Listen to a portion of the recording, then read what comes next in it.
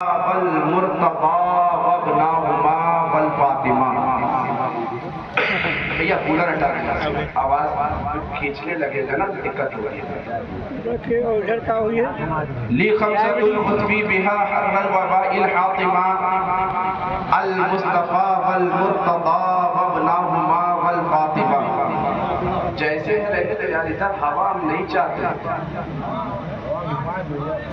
وہ والا بھی کنارے کر دیا، ورنہ دقت ہوگی. جب مائک تک ہوا کولر کی یا پنکھے کی پہنچتی ہے تو آواز کھینچتی ہے، بولنے والوں کو تکلیف ہوتی ہے. جی عزیزان ملت اسلامیہ، اللہ رب العزت کا بے پناہ فضل و احسان ہے. آج ہم اور آپ خاص پور کی سرزمین پر ذکر شہیدان کربلا میں حاضری کی سعادت حاصل کر رہے ہیں. آپ نے مجھ سے بیشتر تمام تر سناگر سے نعت و منقبت کے اشعار سماعت کیے. بالخصوص محب گرامی عزیز القدر حضرت حافظ قاری شمیم احمد صاحب قبلہ سے اور تمام تر مداحان سے نعت و منقبت کے اشعار سماعت کیے. اللہ رب العزت کا بے پناہ فضل و احسان ہے کہ اللہ تبارک و تعالیٰ نے ہمیں اور آپ کو آج اپنے محبوب کے محبوبوں کا ذکر کرنے کی سعادت بخشی ہے.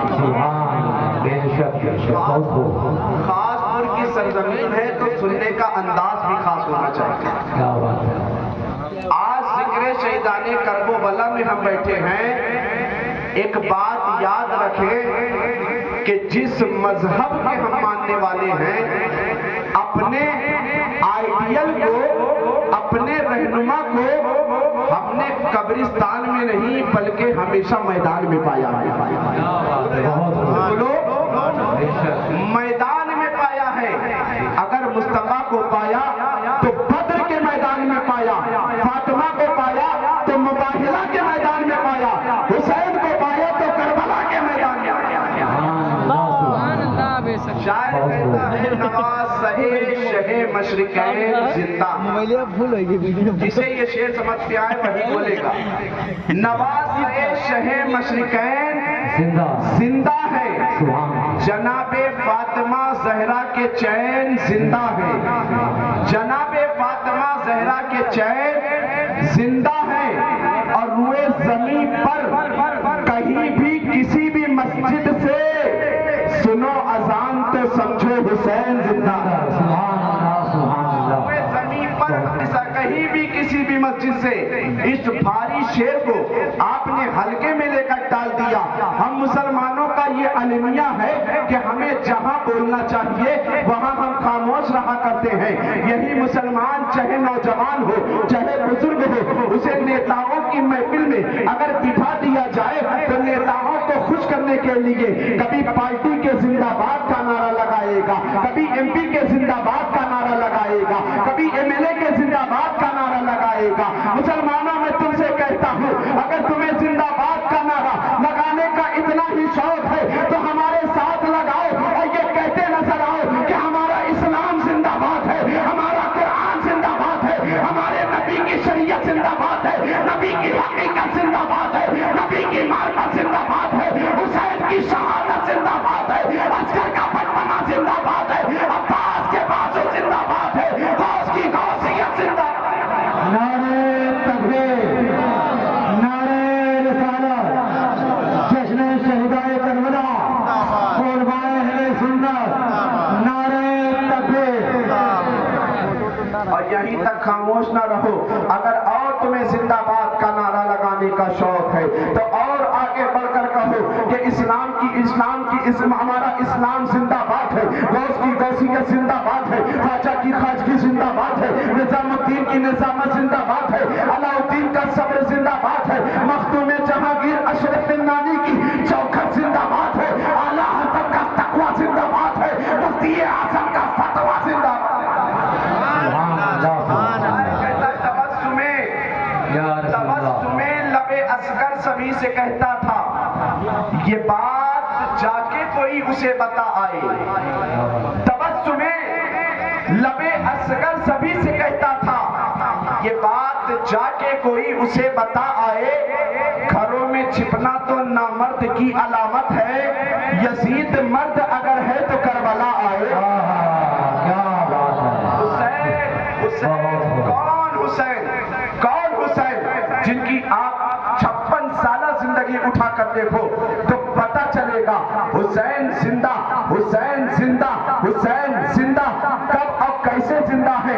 जब एक बच्चा माँ के शिकम में आया करता है, 4 या 5 महीने के बाद चलना शुरू करता है, तो माँ अपने बच्चे की चलने की आहट को पहचान लेती है और कहती है कि मेरा बेटा जिंदा है। हुसैन जब फातिमा के शिकम में तशरीफ लाए हैं, आपने चलना शुरू किया है, तो फातिमा ने देख कर कहा है मेरा बेटा हुसैन जिंदा है। जब अली की आगोश में आए हैं, अली ने कहा हुसैन जिंदा है। नबी की गोद में आए हैं, नबी ने कहा हुसैन जिंदा है। सहाबा के जुर्म में है, सहाबा ने कहा हुसैन जिंदा है। मदीने की गलियों में है, मदीने के लोग कह रहे हैं हुसैन जिंदा है। हवाओं ने कहा हुसैन जिंदा है, फलाओं ने कहा हुसैन जिंदा है, जर्रों ने कहा हुसैन जिंदा है। जब वही हुसैन मक्का में पहुंच गए, मक्का में पहुंचने के बाद आप खाने काबा का तवाफ कर रहे हैं, सहने काबा कह रहा है हुसैन जिंदा है। रुकने शामी ने कहा हुसैन जिंदा है, रुकने यमानी ने कहा हुसैन जिंदा है। अरे हद तो ये है, जब तक मेरा आका हुसैन दुनिया में जिंदगी की सांसें गिनता रहा, कुल कायनात ने कहा हुसैन जिंदा है। जब संतन से जुदा हो रहा है, खुदा का कुरान कह रहा है हुसैन। नारे तकबीर, नारे रिसालत, नारे हैदरी, मज़हब-ए इस्लाम, लब्बैक या हुसैन, लब्बैक या हुसैन, लब्बैक या हुसैन, नारे तकबीर। हुसैन जिंदा है। कैसे जिंदा है? जब मक्के की गलियों में टहल रहे हैं तो मक्के के लोगों ने कहा है हुसैन जिंदा है। रुकने शामी ने कहा हुसैन जिंदा है, रुकने इराकी ने कहा हुसैन जिंदा है, रुकने इस्माइली ने कहा हुसैन जिंदा है, अराफात के मैदान ने कहा हुसैन जिंदा है, हुसैन जिंदा है, अराफात के मैदान ने कहा हुसैन जिंदा है। जब तक मेरे आका हुसैन दुनिया में जिंदगी की सांसें गिनते रहे, कुल कायनात ने कहा है हुसैन जिंदा है। जब सरे अनवर तन से जुदा हो रहा है तो खुदा का कुरान कह रहा है हुसैन जिंदा है। जभी तो शायर कहता है कि नवासा-ए शह मशरिकैन जिंदा है, जनाबे फातिमा ज़हरा के चैन जिंदा है। वो ज़मीन पर कहीं भी किसी भी मस्जिद से सुनो अज़ान तो समझो हुसैन जिंदा है। सुभान अल्लाह, सुभान अल्लाह। समझो हुसैन जिंदा है। कौन हुसैन? कैसे हुसैन? कहाँ हुसैन जिंदा है? उनकी अगर आप जिंदगी को मुलाहिजा करना चाहते हो तो 56 साल जिंदगी का एक एक वर्क उठा कर देखो कि हुसैन ने दुनिया में जिंदगी के जितने भी लम्हात गुजारे हैं, सारे लम्हात को अल्लाह को राज़ी करने के लिए गुजारे हैं। हुसैन की जिंदगी को देखना चाहते हो तो उठा कर देखो कि पहले दिन आका हुसैन दुनिया में तशरीफ लाए हैं। फातिमा के आंगन में हुसैन की आमद हुई है।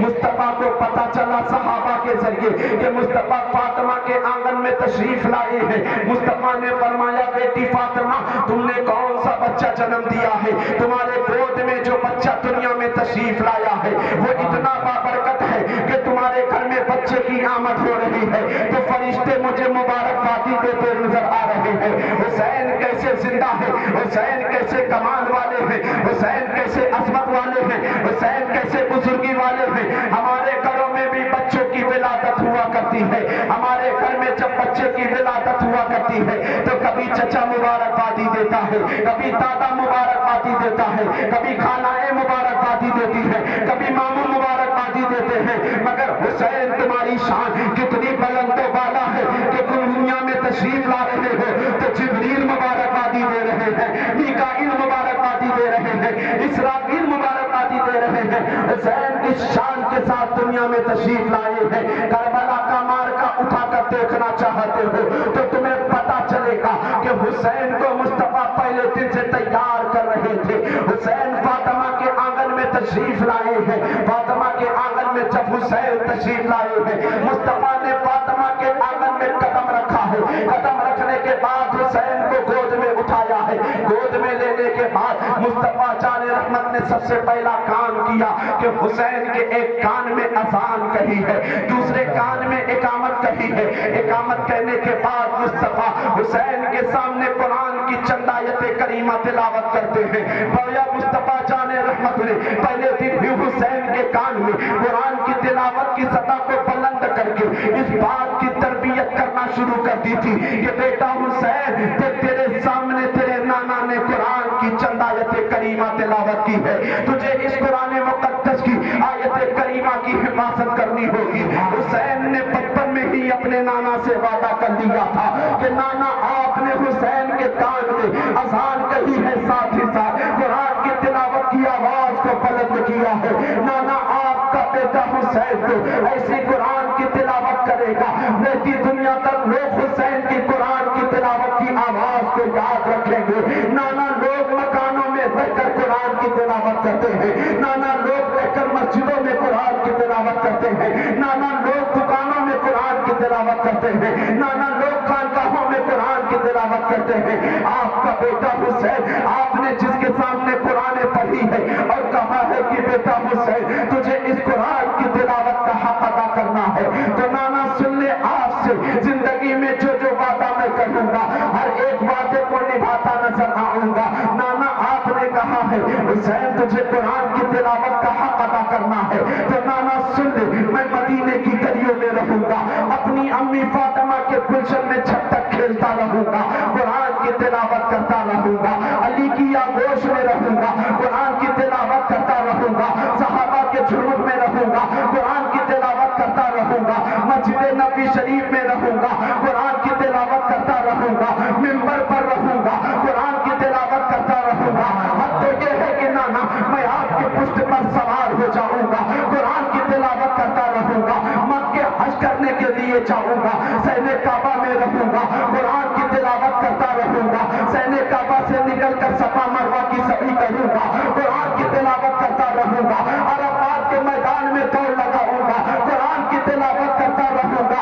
نانا حد تو یہ ہے کہ مدینے سے نکل کر مکہ جاؤں گا, مکہ سے نکل کر آپ کا دین بچانے کے لیے جب حسین کربلا کے میدان میں پہنچے گا, 3 دن کا بھوکا پیاسا رہے گا, قرآن کی تلاوت کرتا رہے گا, نگاہوں کے سامنے اکبر کا جنازہ ہوگا, قرآن کی تلاوت کرتا رہے گا, قاسم کی جوانی ہوگی, قرآن کی تلاوت حسین کرے گا, عسکر کی سنی زبان ہوگی, تب بھی حسین قرآن کی تلاوت کرے گا.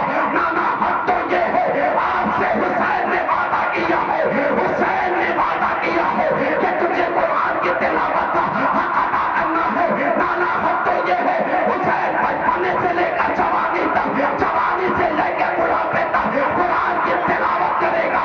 حد تو یہ ہے کہ حسین کا جب سر انور تن سے جدا ہو چکا ہوگا, نوکے نیزے پر حسین کا سر ہوگا, تب بھی زبان سے قرآن کی تلاوت کی صدا.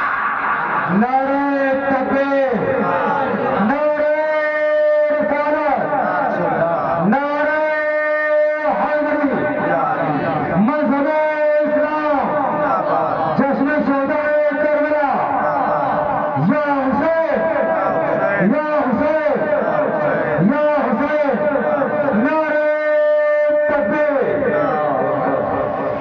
حسین نے اپنے نانا سے وعدہ کیا, کون حسین جس سے نبی اتنی محبت کر رہے ہیں کہ کبھی اپنے کاندھوں پر سوار کر رہے ہیں, اور مصطفیٰ جان رحمت کی حسین کی محبت کا ایک ایک جز اٹھا کر دیکھو تو پتہ چلے گا یہ کوئی اتفاقی چیز نہیں ہے. حسین تو وہ ہے جن کی ولادت باسعادت ہوئی ہے, ولادت باسعادت کے بعد مصطفیٰ جان رحمت کی بارگاہ میں اس جگہ کی مٹی تک لا کر جبریل نے دے دی ہے. یا رسول اللہ, جس نواسے سے آپ اتنی محبت کر رہے ہیں, جس نواسے سے آپ اتنا پیار کر رہے ہیں کہ اگر فاطمہ کی گلی سے آپ گزر جا رہے ہیں, حسین کے رونے کی آواز آپ سن رہے ہیں, تو فرما رہے ہیں بیٹی فاطمہ حسین کو مت رلایا کر، حسین روتا ہے تو مجھے تکلیف ہوتی ہے۔ وہ مصطفیٰ جنہوں نے حسین سے کیسی محبت کی ہے، ایسی محبت کی ہے کہ مصطفیٰ کبھی اپنے کاندھوں پر حسین کو سوار کر رہے ہیں، کبھی اپنے گیسو مبارک کو تھما رہے ہیں۔ مصطفیٰ نے کیسی محبت کی ہے۔ ایک مرتبہ مصطفیٰ جان رحمت صلی اللہ تعالیٰ علیہ وسلم مسجد نبوی شریف سے نکلتے ہیں، ایک کاندھے پر اپنے بیٹے نواسے حسین کو سوار کیے جا رہے ہیں۔ کسی صحابی نے دیکھا تھا تو کہا تھا آقا حسین آپ کی سواری کتنی پیاری ہے، تو مصطفیٰ نے پلٹ کر جواب دیا تھا اے میرے صحابی سن سن، تجھے یہ تو پتہ چل گیا کہ سواری کتنی بابرکت ہے، یہ بھی تو دیکھتا جا کہ سوار کتنا بابرکت ہے۔ اگر سواری امام الانبیاء کی ہے تو سوار امام الشہداء ہے، اگر سواری بابرکت ہے تو سوار بھی بابرکت ہے، اگر سواری بے مثال ہے تو سوار بھی بے مثال ہے، اگر سواری کا کوئی جواب نہیں ہے تو سوار کا بھی کوئی جواب نہیں ہے۔ یہ کوئی اتفاقی چیز نہیں ہے، بلکہ مصطفیٰ کی محبت دیکھے حسین سے۔ مصطفیٰ نے پہلے دن ہی حسین کو اپنے گود میں لیا ہے۔ پہلے دن بچے کی عمر کیا ہوا کرتی ہے، مگر حسین کو تو سید الشہداء کا لقب پانا تھا، حسین کو تو نانا کا دین بچانا تھا، حسین کو تو فاطمہ کے دودھ کی لاج رکھنی تھی، حسین کو تو علی کے خون کی لاج رکھنی تھی۔ حسین کو مصطفیٰ نے پہلے دن ہی اپنے ہاتھ میں لیا ہے، اپنی گود میں لیا ہے۔ اے مسلمانوں، آج ذکر شہیدان کربلا میں آنے والوں تمام تر مسلمانوں، میں تم سے پوچھنا چاہتا ہوں، حسین تو وہ ہے جو اپنی زندگی کا لمحہ لمحہ صرف اطاعت خداوندی میں گزارتے نظر آ رہے ہیں۔ حسن تو وہ ہے جو اپنی زندگی کا لمحہ لمحہ صرف اللہ کی رضا جوئی میں گزارتے نظر آ رہے ہیں۔ فاطمہ تو وہ ہے جو اپنی زندگی کا لمحہ لمحہ اللہ کی عبادت میں گزارتی نظر آ رہی ہے۔ مگر آج ہم ذکر امام حسین میں آنے والے ہر شخص سے پوچھنا چاہیں گے کہ آج امام حسین کا ہم ذکر کر رہے ہیں، بڑی کمال کی بات ہے۔ حسین کا ذکر کرنا یہ کوئی عام شخص کی بات نہیں ہے، حسین کا تذکرہ کرنا یہ کوئی عام شخص کی بات نہیں ہے، بلکہ میرے آقا حسین کی شان تو اتنی بلند و بالا ہے کہ جب آپ دنیا میں تشریف لاتے ہیں تو 4 لاکھ سے زائد فرشتے مصطفیٰ کے آنگن میں مصطفیٰ کو مبارکبادی دینے کے لیے آئے تھے۔ آج ذکر شہیدان کربلا میں آنے والے ہر مسلمان سے میں پوچھنا چاہتا ہوں، حسین تو وہ ہے جو اپنی زندگی کا لمحہ لمحہ اللہ کی عبادت میں گزارتے نظر آ رہے ہیں۔ فاطمہ تو وہ ہے جو اپنی زندگی کا لمحہ لمحہ اللہ کی عبادت میں گزارتی نظر آ رہی ہے۔ آج محرم شریف کا مہینہ آیا، 10 روز تک ہم نے امام حسین کے خوب نعرے بلند کیے۔ میں تم سے پوچھنا چاہتا ہوں، کیا صرف نعرہ لگا لینے سے امام حسین کی روح خوش ہو جائے گی؟ کیا صرف ان کے نام پر لنگر کرنے سے امام حسین کی روح خوش ہو جائے گی؟ ہرگز نہیں۔ اس بات کو بھول جاؤ مسلمانوں کہ صرف نعرہ حسینی لگانے سے حسین کی روح خوش ہو جائے گی۔ اگر حسین کی روح کو تم خوش کرنا چاہتے ہو تو اپنی مسجدوں کی صفوں کو بھر لو، خدا کی قسم حسین کی روح خوش ہو جائے گی۔ قرآن کی تلاوت سے اپنے مکان کو آباد کر لو، حسین کی روح خوش ہو جائے گی۔ چہرے پر سنت مصطفیٰ کو سجا لو، حسین کی روح خوش ہوتی نظر آئے گی۔ اپنے آپ کو جھوٹ سے بچا لو، حسین کی روح خوش ہوتی نظر آئے گی۔ ناجائز لوگوں کی زمینوں پر قبضہ کرنا ختم کر دو، حسین کی روح خوش ہو جائے گی۔ حسین کی روح تمہارے ذکر سے، تمہارے نعرے لگانے سے نہیں خوش ہونے والی۔ حسین کی امی کا ذکر کر رہے ہو، کون خاتون جنت جن کی آپ زندگی اٹھا کر دیکھو، سیدنا امام حسن امام حسین کے بڑے بھائی امام حسین کے پیر و مرشد فرماتے ہیں کہ جب رات کی تاریکی ہوا کرتی تھی، رات کی تاریکی میں جب پورے مدینے کے لوگ سو جایا کرتے تھے، ہر طرف روح کا عالم ہوا کرتا تھا، ایک سناٹا چھا جایا کرتا تھا، تو رات کی تاریکی میں میں دیکھا کرتا تھا کہ میری امی فاطمہ مصلی اٹھایا کرتی تھی۔ رات کی تاریکی میں ہر طرف سناٹا ہوا کرتا تھا، لوگ اپنے گھروں میں نیند کے مزے لے رہے ہوتے تھے، تو میں دیکھا کرتا تھا کہ میری والدہ حضرت فاطمہ جنتی عورتوں کی سردار رات میں مصلی اٹھایا کرتی تھی، اٹھانے کے بعد رب کی بارگاہ میں دعا کیا کرتی تھی، رب کی بارگاہ میں سجدہ کیا کرتی تھی، قرآن کی تلاوت کیا کرتی تھی۔ حسین کی زندگی اٹھا کر پڑھو، حسین کے نانا पढ़ो, हुसैन के भाई हसन की जिंदगी उठाकर पढ़ो, करबला में बीमार ज़ैनुल आबिदीन की जिंदगी उठाकर पढ़ो, हुसैन की बहन सैयदा ज़ैनब की जिंदगी उठाकर पढ़ो, हुसैन के भाई हजरत अब्बास की जिंदगी उठाकर पढ़ो, 8 साल की बच्ची हजरत सकीना की जिंदगी उठाकर पढ़ो। जिंदगी में 5 महीने की लंबी मसाफत 3 शवारुल मुअज्जम को हुसैन ने अपने 72 नफूसे कुद्सिया के साथ करबला के मैदान में पहुंचे थे। ये 5 महीने का अरसा गुजर गया था। तुमने हुसैन की बहादुरी तो खूब सुनी होगी, तुमने हुसैन की इस्तिकामत के बारे में तो खूब सुना होगा, तुमने हुसैन की बहादुरी का चर्चा तो खूब किया होगा, मगर उठाकर पढ़ो तारीख, करबला का वाकया पढ़ो तो तुम्हें पता चलेगा कि 5-6 महीने की छोटी सी मसाफत में किसी भी कदम पर हुसैन की कोई नमाज कज़ा हुई हो, किसी भी कदम पर ज़ैनब की कोई नमाज कज़ा हुई हो, किसी भी कदम पर औनो मोहम्मद की कोई नमाज कज़ा हुई हो, जब हुसैन का कदम उठ रहा है, मालूम है कि एक दिन मेरे ऊपर ऐसा आएगा कि करबला के मैदान में हमें जा करके नाना के दीन की हिफाजत के लिए अपने सर को कटा देना होगा। अपनी निगाहों के सामने अपने 18 साल के नौजवान करियल जवान हज़रत अली अकबर की शहादत को अपनी निगाहों से देखना पड़ेगा। मगर खुदा की कसम तारीख पैगाम हुसैन तुम्हें इस बात की दावत देती है, अगर मेरी रूह को खुश करना चाहते हो, मेरे नाना की रूह को खुश करना चाहते हो, मेरी अम्मी फातिमा की रूह को खुश करना चाहते हो, तो नमाज की पाबंदी कर लो, इनकी रूह खुश हो जाएगी। कुरान की तिलावत से अपनी जिंदगी को आबाद कर लो, इनकी रूह खुश होती है।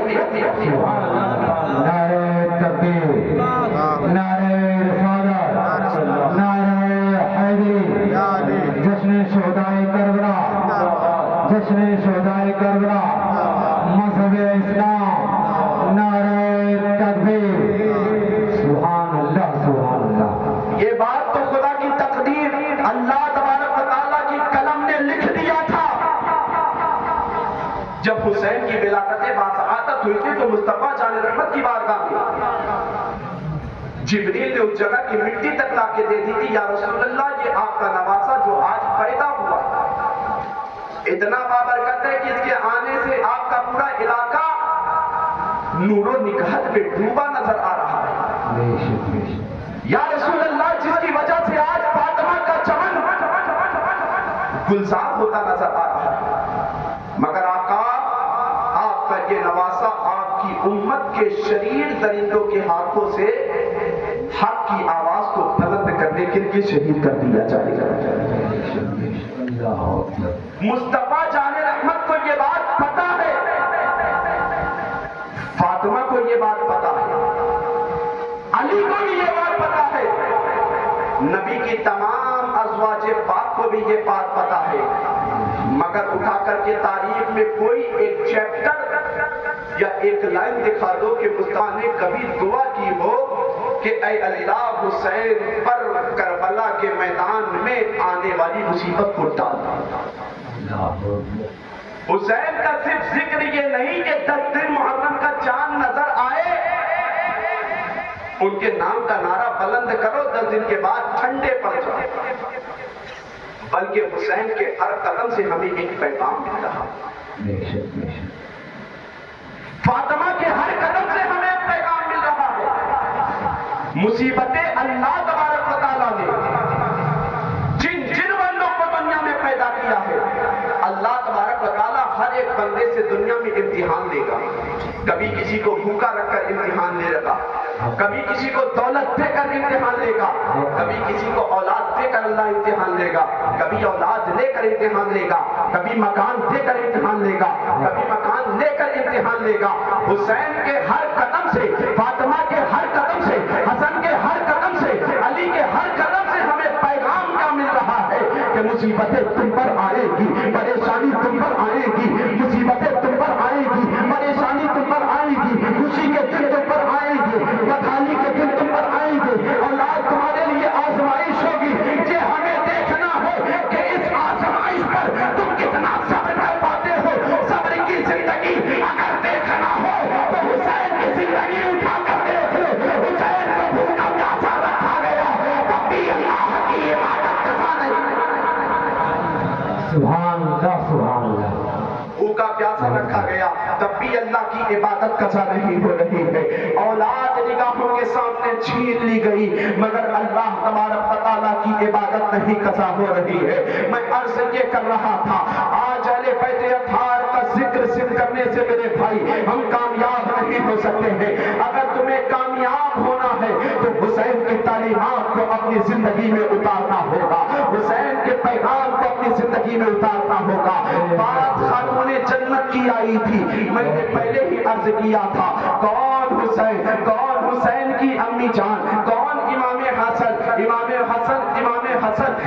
حسین کے بڑے بھائی فرماتے ہیں کہ جب رات کی تاریکی میں پورا مدینہ سو جایا کرتا تھا, ہر طرف بھوکا عالم ہوا کرتا تھا, ہر طرف ایک سناٹا ہوا کرتا تھا, تو رات کی تاریکی میں میں دیکھا کرتا تھا میری والدہ حضرت فاطمہ مصلی بچھایا کرتی تھی.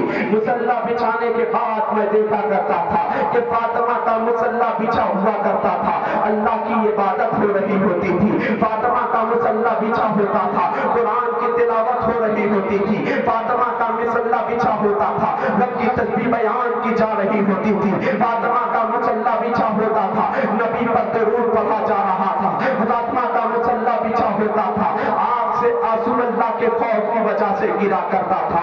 اے مسلمانوں میں تم سے پوچھنا چاہتا ہوں آج حسین کے نام پر تم نے حسین کی تعلیمات پر کتنا عمل کیا؟ آج خاتون جنت کی تعلیمات پر تم نے کتنا عمل کیا؟ جب میں نے اس حدیث پاک کو پڑھا ہے تو میرے ذہن میں سوال آیا کہ میں نے امام حسن کی چوکھٹ کو پکڑ کر عالم تصور میں اس بات کی طرف اشارہ کرتے ہوئے پوچھ لیا, اے میرے آقا امام حسن یہ بتاتے رات کی تاریکی میں آپ کی والدہ کا مصلی بچھا کرتا تھا, رات کی تاریکی میں آپ کی والدہ دعا کیا کرتی تھی, رات کے سناٹے پن میں آپ کی والدہ اپنے رب کی عبادت کیا کرتی تھی, تو یہ بتاتے کہ رات کی تاریکی میں فاطمہ دعا کیا کیا کرتی تھی؟ کیا اپنے بچوں کے لیے دعا کیا کرتی تھی؟ کیا اپنے شوہر کے لیے دعا کیا کرتی تھی؟ کیا اپنے بابا کے لیے دعا کرتی تھی؟ تو سیدنا امام حسن فرماتے ہیں کہ کبھی بھی میں نے اپنی زندگی میں اپنی والدہ کو اللہ کی عبادت سے فارغ ہونے کے بعد کبھی اپنے حق میں دعا کرتے نہیں دیکھا, کبھی اپنے بابا کے حق میں دعا کرتے نہیں دیکھا, کبھی اپنے بچے حسین کے لیے دعا کرتے نہیں دیکھا, کبھی اپنے رشتہ دار کے لیے دعا کرتے نہیں دیکھا. تو امام حسن سے میں نے پوچھ لیا, اے میرے آقا حسن یہ بتائیں جب رات کی تاریکی میں تسبیح و تحلیل سے فارغ ہونے کے بعد, عبادت و ریاضت سے فارغ ہونے کے بعد, بندگی سے فارغ ہونے کے بعد, سجدے سے فارغ ہونے کے بعد آپ کی والدہ حضرت فاطمہ دعا کیا کرتی تھی تو کس کے لیے کیا کرتی تھی؟ امام حسن فرماتے ہیں رات کی تاریکی میں جب میری ماں کا ہاتھ اٹھا ہے تو دعا اپنے بچوں کے لیے نہیں, اپنی اولاد کے لیے نہیں, اپنے شوہر کے لیے نہیں, اپنے بابا کے لیے نہیں, اپنے رشتہ دار کے لیے نہیں, بلکہ جب فاطمہ نے ہاتھ اٹھایا ہے تو دعا یہ کر رہی ہے, اے اللہ میرے بابا کی امت کو سلامت رکھنا, اے اللہ میرے بابا کی امت کے ساتھ اچھا معاملہ فرمانا, اے اللہ میرے بابا کی امت کو پلسرات سے گزار دینا, اے اللہ میرے بابا کی امت کو عذاب قبر سے بچا لینا, اے اللہ میری بابا کی امت کی قبر میں روشنی فرما دینا, اے اللہ میرے بابا کی امت کو کسی بھی مرحلے میں پریشان نہ رکھنا. اے مسلمانوں میں تم سے کہنا چاہتا ہوں وہ فاطمہ جو بھوکی رہ کر کئی دن جن کے گھر چونا نہ چلے, اگر ان کا ہاتھ اٹھے تو اس غریب امت کے لیے اٹھے, وہ حسین جو کئی دن تک بھوکے پیاسے رہ کر پیٹ پر پتھر باندھ کے اپنے نانا کی سنت پر عمل کرے, تب بھی اللہ کی عبادت نہ قضا کرے, تب بھی قرآن کی تلاوت نہ قضا کرے, تب بھی ذکر قضا نہ کرے, تب بھی فکر نہ قضا کرے. تم کیسے مسلمان ہو, تم کیسے سچے حسینی ہو؟ خدا کی قسم سچا حسینی تو وہ ہوا کرتا ہے جو حسین کا ذکر بھی کیا کرتا ہے, سچا فاطمہ تو زہرا کا چاہنے والا تو وہ ہوا کرتا ہے جو ان کی تعلیمات کا بھی ذکر کیا کرتا ہے, ان کے نام کا نعرہ بھی لگایا کرتا ہے, اور ان کی زندگی کو اپنی زندگی میں اتارنے کی کوشش. نعرہ تکبیر, نعرہ رسالت, نعرہ حیدری, علماء اہل سنت, مذہب اسلام, جشن شہدائے کربلا, نعرہ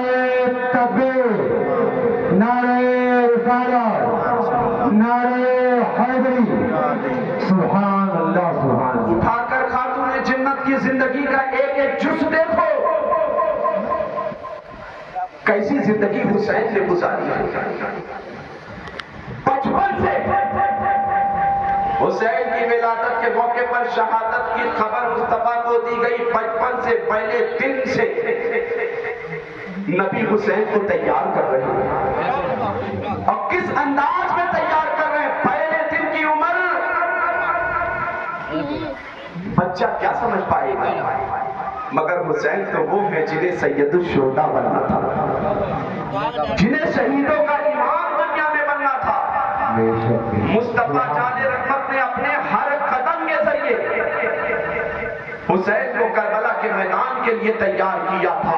حسین سے نبی ایسی محبت کر رہے ہیں، ایسی محبت کر رہے ہیں، کبھی مصطفیٰ جان رحمت اپنے بیٹے حسین کو، اپنے نواسے حسین کو کبھی اپنے کاندھوں پر سوار کر رہے ہیں، کبھی لبوں کو چوم رہے ہیں، کبھی سار کو بوسہ دے رہے ہیں۔ صحابہ نے دیکھا کہ کبھی مصطفیٰ اپنے بیٹے کو چوم بھی رہے ہیں، کبھی مصطفیٰ اپنے بیٹے کو سونگ بھی رہے ہیں۔ تو مصطفیٰ جان رحمت صلی اللہ علیہ وسلم سے صحابہ نے عرض کیا تھا کہ یا رسول اللہ، دنیا میں ہر باپ اپنے بیٹے سے محبت کیا کرتا ہے تو محبت میں چوم لیا کرتا ہے، آپ حسن و حسین سے محبت کیا کرتے ہیں تو محبت میں چومنے کے بجائے انہیں سونگھا کیوں کرتے ہیں؟ تو مصطفیٰ نے فرمایا تھا، اے میرے صحابیوں سنو، یہ میرے بیٹے حسن اور حسین میری بیٹی فاطمہ کے بیٹے ہیں، اس لیے میں انہیں چوم لیا کرتا ہوں۔ جب مجھے خیال آیا کرتا ہے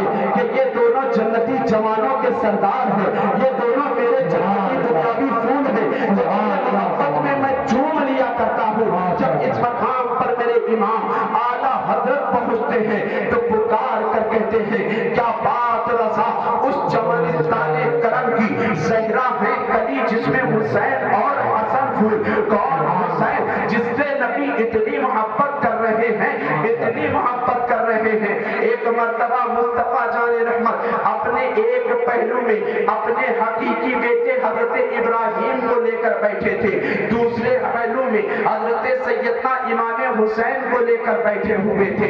مصطفیٰ جان رحمت کی بارگاہ میں حضرت جبریل حاضر خدمت ہوتے ہیں، کہتے ہیں یا رسول اللہ، اللہ تبارک و تعالی ایک وقت میں آپ کو دو بیٹے نہیں عطا فرمائے گا، مشیت خدا بندی یہ ہے ایک بیٹا اللہ تبارک و تعالیٰ آپ سے لینا چاہتا ہے۔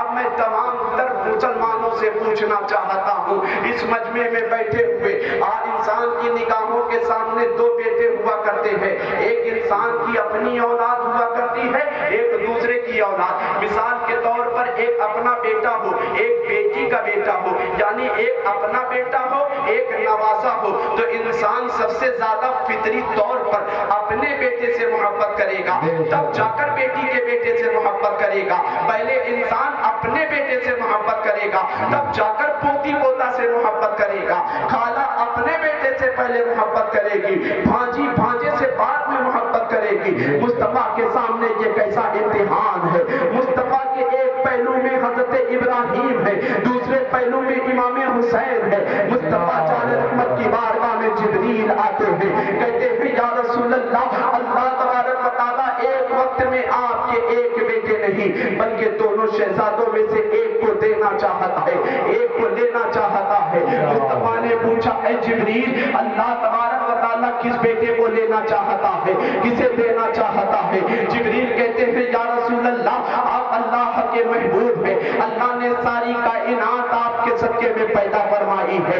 اللہ حدیث قدسی میں فرماتا ہے محبوب آپ کو پیدا نہ کرنا ہوتا تو میں کائنات کی کسی بھی شے کو پیدا نہ فرماتا۔ تو پتہ یہ چلا کہ مصطفیٰ کے ذریعے آسمان کی تخلیق ہو رہی ہے، مصطفیٰ کے ذریعے زمین کو بنایا جا رہا ہے، مصطفیٰ کے لیے آسمان کو پیدا کیا جا رہا ہے، مصطفیٰ کے لیے دل کی روشنی بنائی جا رہی ہے، مصطفیٰ کے لیے جنت کو سنوارا جا رہا ہے، مصطفیٰ کے صدقے میں آدم کو آدمیت مل رہی ہے، مصطفیٰ کے صدقے میں نور کو نزاکت مل رہی ہے، مصطفیٰ کے صدقے میں عیسیٰ کو کمال مل رہا ہے، مصطفیٰ کے صدقے میں موسیٰ کو جمال مل رہا ہے، مصطفیٰ کے صدقے میں ابراہیم کو قلت مل رہی ہے۔ جو ساری کائنات مصطفیٰ کے لیے پیدا کی گئی ہے، تو اس موقع پر میرا ایمان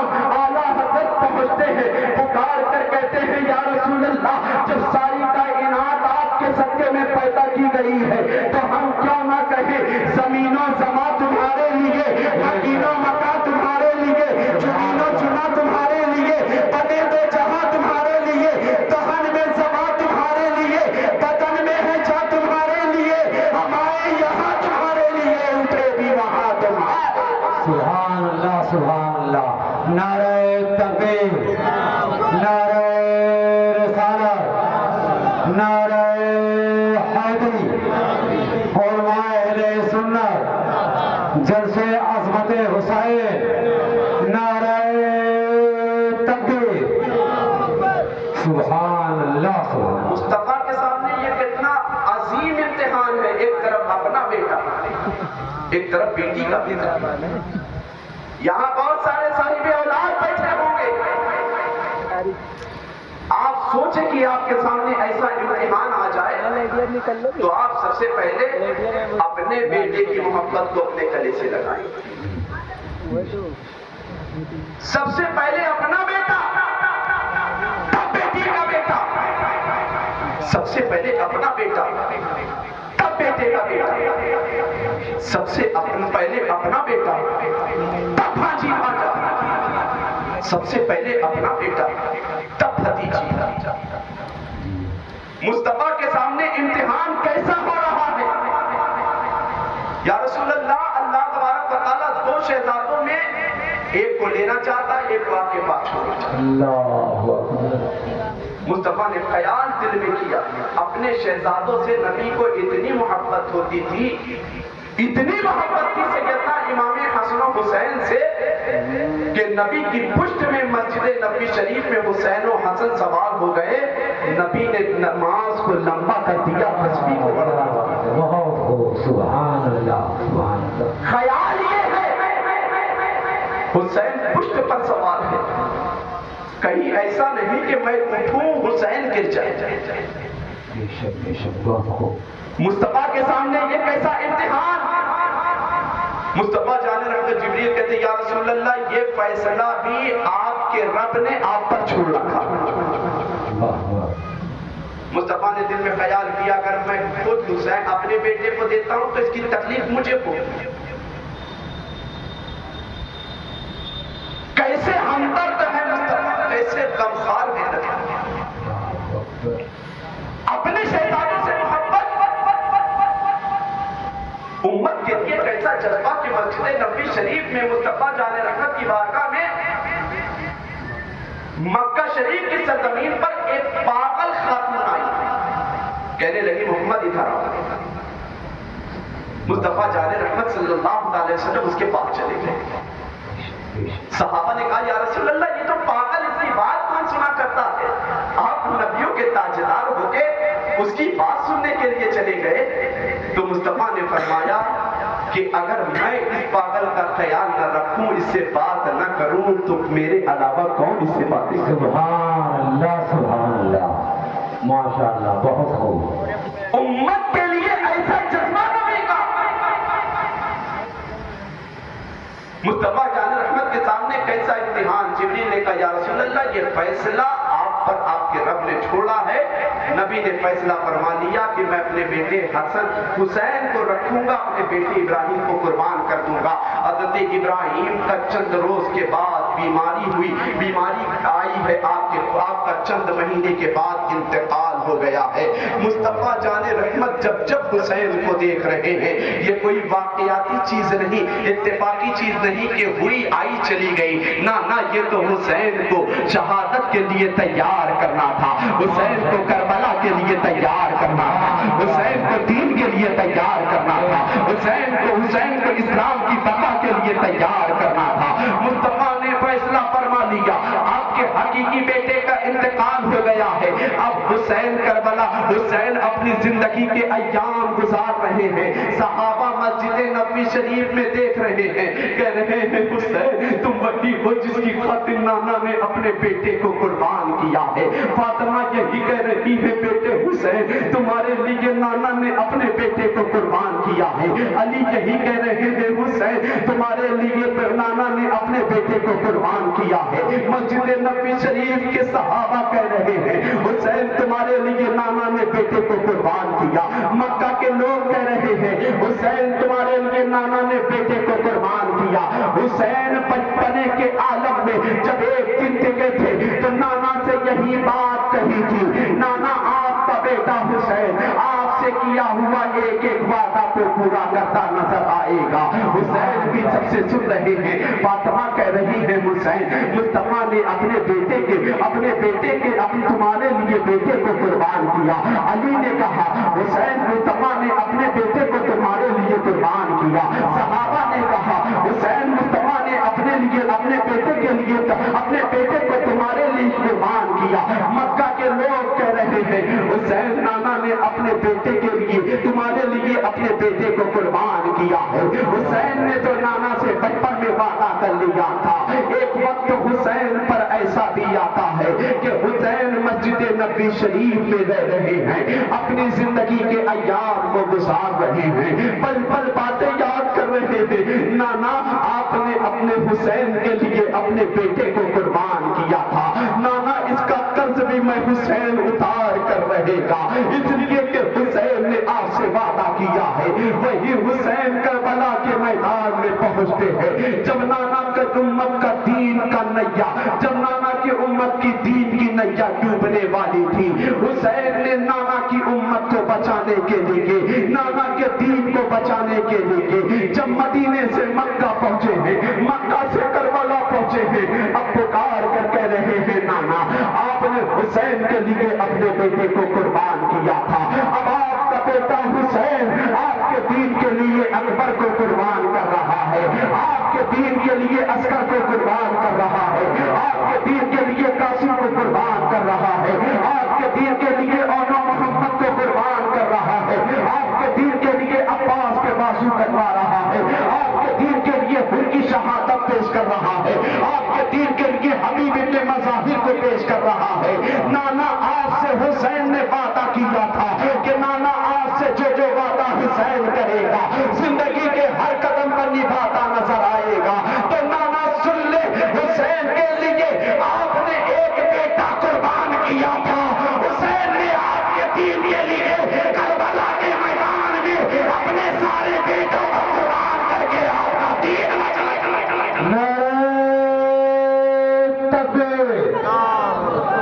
نعرہ رسالت, نعرہ حیدری, علماء اہل سنت, مذہب اسلام, نعرہ تکبیر, سبحان اللہ سبحان اللہ. اپنے نانا سے کیا ہوا ایک ایک وعدہ نبھا رہے ہیں. کہہ رہے ہیں کہ نانا آپ نے حسین کے لیے ابراہیم کو قربان کیا تھا, آپ کا دین کے لیے حسین اپنے 18 سال کے نوجوان علی اکبر کو قربان کر دے گا.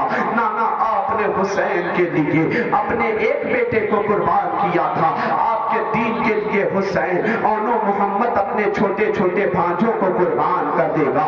نانا آپ نے حسین کے لیے اپنے بیٹے کو قربان کیا تھا, آپ کے دین کے لیے حسین اپنے چھوٹے چھوٹے بچوں کو قربان کر دے گا.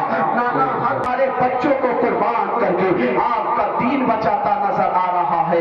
کون حسین کس انداز میں دین بچاتے نظر آ رہے ہیں. حسین نبی سے کتنی محبت کر رہے ہیں, اتنی محبت کر رہے ہیں کہ ہر قدم پر نانا سے کیا وعدہ نبھایا ہے کہ جب امام حسین کی زندگی گزرتی رہی, حضرت سیدنا امام حسین رضی اللہ تعالیٰ عنہ اپنے زندگی کے دن گزارتے رہے. ایک وقت حسین پر ایسا آیا ہے, ہر قدم پر حسین پر آزمائش ہے, ہر قدم پر حسین کے سامنے صبر ہے, ہر قدم پر حسین کے سامنے شکوہ, ہر قدم پر حسین کے سامنے شکر ہے. وہی حسین دین بچانے کے اسباب کیسے پیدا ہوئے ہیں, وہی حسین پر کربلا جانے پر حسین کو مجبور کیوں کیا گیا ہے. جب حضرت امیر معاویہ کا انتقال ہوا ہے, حضرت امیر معاویہ کے انتقال کے بعد यजीद ने जब शख्सी हुकूमत कायम की है, शख्सी हुकूमत कायम करने के बाद उसने मदीने के गवर्नर वलीद बिन उतबा को एक खत लिखा है कि सबसे पहले हुसैन इब्ने अली से मेरी बैअत को मंजूर करवाओ, फिर उसके बाद जितने भी मस्जिद नबी शरीफ में सहाबा है उनसे मेरी बैअत को मंजूर करवाओ। वलीद बिन उतबा ने मदीने के गवर्नर ने इमाम हुसैन को बुलाया है और कहा, ऐ इमाम हुसैन, मैं जानता हूँ आपकी अजमतों के बारे में, आपकी रगों में खूने हैदरी जोश मार रहा है, आप मुस्तफा जान रहमत का खून आपके जिस्म में है, आपने फातिमा का दूध पिया है। ऐ मेरे आका हुसैन, आपकी अजमतों को हम जानते हैं, इसलिए कि हमने कभी मस्जिद नबी शरीफ में आपके नाना को आपका रुखसार चूमते देखा है, कभी मस्जिद नबी शरीफ में आपके नाना को आपके जिस्म अतहर पर, आपको आपके नाना के जिस्म अतहर पर सवार होते देखा है। ऐ आका हुसैन, मदीने के गवर्नर, मेरे पास यजीद की तरफ से एक हुक्मनामा आया है कि सबसे पहले हुसैन इब्ने अली की बैअत लो। हुसैन इब्ने अली ने फरमाया है, ऐ वलीद बिन उतबा, तुम जानते नहीं हो कि मैं कौन हूँ? आप फरमाते हैं, आका हुसैन, हम जानते हैं कि आप हुसैन इब्ने अली हैं, मैं आपकी अजमतों से खिलवाड़ नहीं करना चाहता, मगर आका हुसैन क्या करूं, मुझ पर हुकूमत का दबाव है कि आप हुसैन इब्ने अली की बैअत को मेरे लिए मंजूर करवाओ। हुसैन इब्ने अली पुकार कर कहते हैं, ऐ वलीद बिन उतबा, सुनो सुनो, ये मेरा गोरा गोरा हाथ कभी नाना के हाथों में गया है, कभी बाबा अली के हाथों में गया है, कभी अम्मी फातिमा के हाथों में गया है, अब यजीद जैसे फासिक के हाथ में नहीं जा सकता है, इसलिए कि मैं जानता हूं कि इस्लाम ने शराब को हराम करार दिया है, इस्लामी कानून के मद्देनजर शराब हराम है, मगर यजीद खुले आम शराब पिया करता है, यजीद खुले आम बंदरों का नाच देखा करता है, यजीद खुले आम अपनी इस्लाम ने उन लोगों के साथ निकाह को हराम करार दिया है, मगर यजीद खुले आम शरीयत की धज्जी उड़ा रहा है। हुसैन इब्ने अली पर बैअत का जब मुतालबा तेज हुआ है, हुसैन इब्ने अली 3 शअबानुल मुअज्जम को मदीने शरीफ अपने घर तशरीफ लाते हैं, अपने भाई हजरत अब्बास को बुलाया है, बुलाने के बाद कहा है, ऐ अब्बास, मदीना छोड़ने की तैयारी करना शुरू कर दो, आज की रात हमें मदीना छोड़ना है।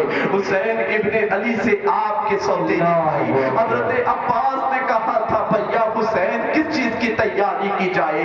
तो हुसैन ने फरमाया था, अब्बास, आज की रात हम लोगों को मदीना छोड़ना है। अब्बास ने कहा था, भाई हुसैन, क्यों मदीना छोड़ना है? तो हुसैन ने कहा था, अब्बास सुनो सुनो, यजीद मेरे खून का प्यासा हो चुका है, अगर मैं उस यजीद की बैअत को मंजूर नहीं करता है, उसके हाथ में हुकूमत है, वो हम सबके साथ ज्यादती करेगा, और मैं नहीं चाहता कि नाना के मदीने में मेरे खून से नाना के मदीने की अजमत पामाल हो। हुसैन अपना आखिरी सलाम पेश करने के लिए अपने नाना की कब्र अनवर पर आते हैं, अलविदाई सलाम पेश करते हुए कहते हैं, ऐ मेरे नाना, आपका वही हुसैन आपकी बारगाह में आखिरी सलाम पेश करने के लिए आया है। नाना, मैं वही हुसैन हूँ जिसे कभी आप कांधे पर सवार किया करते थे। नाना, मैं वही हुसैन हूँ जिसके रोने से आप रो दिया करते थे।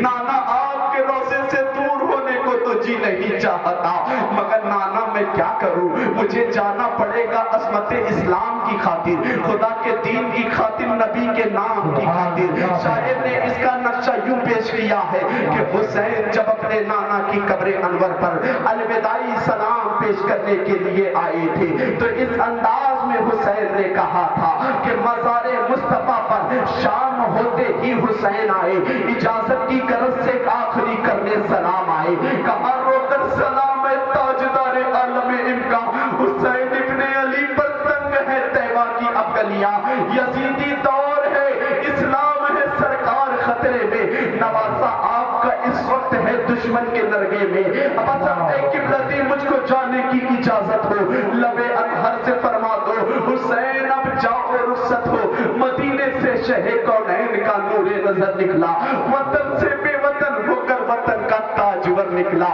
حسین اپنے نانا کی قبر انور سے لپٹ کر رو رہے ہیں.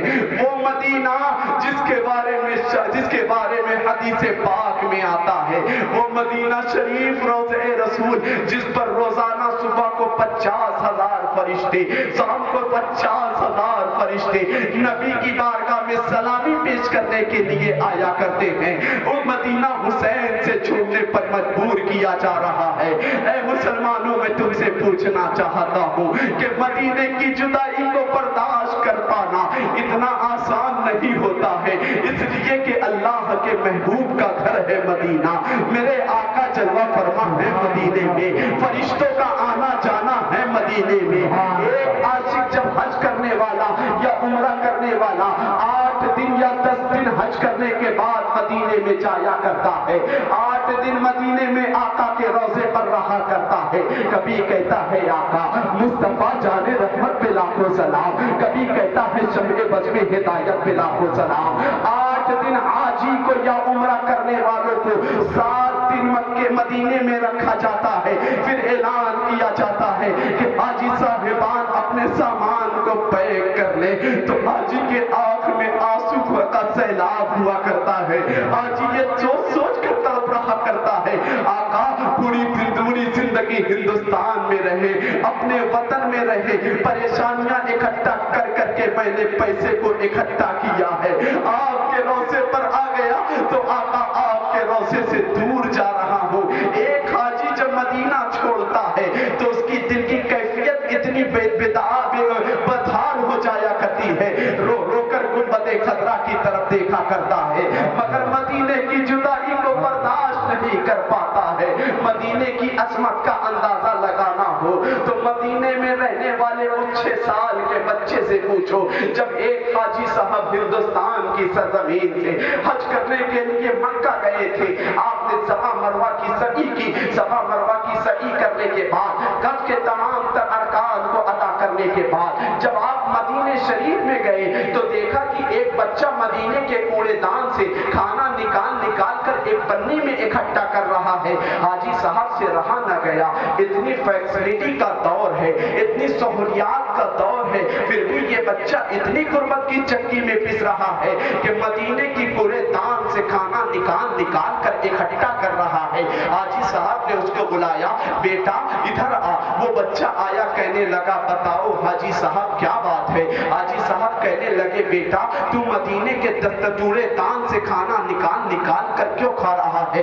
اس بچے نے کہا تھا حاجی صاحب میرے 6 بھائی بہن ہیں، باپ کا انتقال ہو چکا ہے، ماں گھر میں جا کر دوسرے کی ملازمت کیا کرتی ہے اور میں روزانہ مدینے کے کوڑے دان سے کھانا نکال کر جاتا ہوں. ہم سارے بھائی بہن مل کر کھا لیتے ہیں، ہماری بھوک پیاس مٹ جاتی ہے. حاجی صاحب سے رہا نہ گیا. حاجی صاحب نے کہا بیٹا کیا تم میرے ملک ہندوستان چلے گا. اس بچے نے کہا تھا حاجی صاحب آپ اپنے ملک لے جا کر مجھے کیا کریں گے. حاجی صاحب نے کہا تھا بیٹا تجھے اچھی تعلیم حاصل کرواؤں گا، تجھے اچھی تعلیم کے ساتھ ساتھ تجھے اچھا کپڑا پہناؤں گا، اس کے ساتھ ساتھ تیری اچھی پرورش کروں گا. تو اس بچے نے کہا تھا حاجی صاحب رک جاؤ، چند منٹ میں اپنی والدہ سے اجازت لے کر آتا ہوں.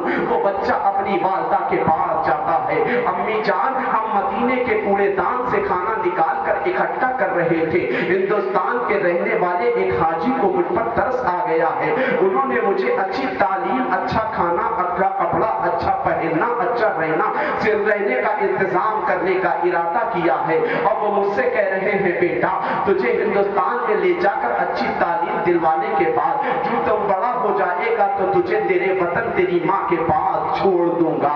اللہ اکبر. اس بچے کی والدہ نے کہا تھا بیٹا اگر حاجی تجھ پر اتنا ترس کھا رہے ہیں تو چلے جا. وہ بچہ آیا کہنے لگا حاجی صاحب یہ بتاؤ آپ ملک ہندوستان مجھے لے جاؤ گے کیا آپ کے ملک ہندوستان میں مسجدیں ہیں. تو حاجی صاحب نے کہا تھا بیٹا بہت بڑی بڑی مسجدیں ہیں. کہا آپ کے ملک میں مدرسہ ہے. تو حاجی صاحب نے کہا تھا بیٹا میرے ملک میں بہت بڑا मदरसा है। कहा हाजी साहब ये बताओ आपके मुल्क में स्कूल है? तो कहा था बेटा बहुत बड़ा स्कूल है। हाजी साहब से उस बच्चे ने कहा था कि हाजी साहब ये बताओ क्या तुम्हारे मुल्क में यूनिवर्सिटियां हैं? तो बच्चे से हाजी साहब ने कहा था कि बेटा हमारे मुल्क में बड़ी यूनिवर्सिटियां हैं। तो उस बच्चे ने पलटकर गुंबद खतरा की तरफ देखा था, आका के रोज़े की तरफ देख कर कहा था हाजी साहब ये बताओ तुम्हारे मुल्क में मस्जिदें तो बहुत है, तुम्हारे मुल्क में मदरसे तो बहुत है, तुम्हारे मुल्क में स्कूल तो बहुत है, तुम्हारे मुल्क में कॉलेज तो बहुत है, तुम्हारे मुल्क में यूनिवर्सिटियां तो बहुत है, ये बताओ क्या तुम्हारे मुल्क में गुंबद खतरा का सब्ज नजारा है? तो हाजी साहब ने तड़प कर कहा था बेटा जिंदगी की हर सहूलियात तुझे मेरे मुल्क हिंदुस्तान में मिल जाएगी, मगर तुझे आका का रोजा नहीं मिलेगा, तुझे आका का कदम नहीं मिलेगा। तो उस बच्चे ने पलट कर जवाब दिया था हाजी साहब मैं अपने मुल्क में रहकर गरीबी की चक्की में पिसकर अपनी जिंदगी तो गुजारना पसंद कर सकता हूँ, मगर अपने आका के रोज़े से दूर नहीं जा सकता हूँ, कमली वाले आका के रोज़े से दूर नहीं जा सकता हूँ। अल्लाह अल्लाह एक बच्चा मदीने की अजमत को किस तरह समझ रहा है कि मदीना छोड़ने का उसको दिल नहीं चाह रहा है। एक हाजी 8 दिन मदीने में रहने वाला जब आका के रोज़े के करीब जाता है तो मदीने में आका का रोज़ा छोड़ने को दिल नहीं चाहता है।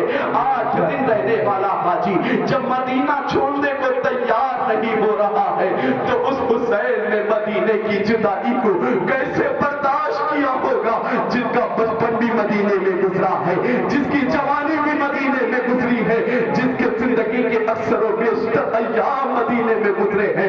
हुसैन अलविदाई सलाम पेश करने के लिए अपने नाना की कब्र अनवर पर आते हैं, कहते हैं नाना अपने प्यारे नवासे हुसैन का सलाम कबूल करो। नाना करबला के मैदान में तुम्हारा हुसैन जिस दिन के लिए तुमने तैयार किया था, करबला के मैदान में तुम्हारा हुसैन जा रहा है। ऐ नाना जब करबला के मैदान में मैं पहुंचूं तो मेरे लिए दुआ करना कि जब यजीदी मेरे या जवान बेटे अकबर के जिस्म पर तलवार चला रहे होंगे, उन पर तीरों तलवार की बारिश हो रही होगी, तो उस वक्त हुसैन के कदम में कोई लर्जिश ना आए। नाना दुआ कर देना कि हुसैन उस वक्त अल्लाह तुझे सब्र अता फरमाए। नाना दुआ कर देना कि जब हुसैन के सामने फातिमा का गुलशन उजड़ रहा हो, एक बच्चे शहीद हो रहे हो, तो उस वक्त दुआ कर देना कि नाना हुसैन के कदम में लर्जिश ना आए। अल्लाह अकबर। हुसैन अपने नाना की कब्र अनवर से होने के बाद अलविदाई सलाम पेश करने के लिए जन्नतुल बकी के कब्रिस्तान में अपनी वालिदा हजरत फातिमा की बारगाह में आते हैं। साहिबो अपने माँ बाप की दुनिया में कद्र किया करो, इस्लाम इसी बात की तालीम दे रहा है। मुस्तफा जान रहमत के प्यारे नवासे सैयदना इमाम हुसैन जब अपने घर से जुदा हो रहे थे अपने नाना की कब्र अनवर पर आए थे। अपने नाना माँ बाप बहुत बड़ी अजमत हुआ करते हैं, एक बच्चे के लिए माँ बाप बहुत बड़ी नेमत हुआ करते हैं, उनकी कद्र दुनिया में कर लो, वरना मेरे दोस्तों इस बात को याद रखना माँ बाप के दुनिया से गुजरने के बाद जिंदगी वीरान लगने लगती है, जिंदगी बोझल सी लगने लगती है। हुसैन अपने नाना के कब्र अनवर पर आते हैं, कहते हैं अम्मी जान आपका हुसैन मौत से नहीं डरता, अम्मी जान आपके बाबा जान ने तो हुसैन को शहादत ही के लिए तैयार किया था। कभी किसी साइल के सवाल को रद्द ना करने वाली अम्मी जान, आज आपका हुसैन आपके कदमों से दूर जा रहा है। ऐ अम्मी जान कभी आपने किसी साइल का सवाल रद्द नहीं किया है।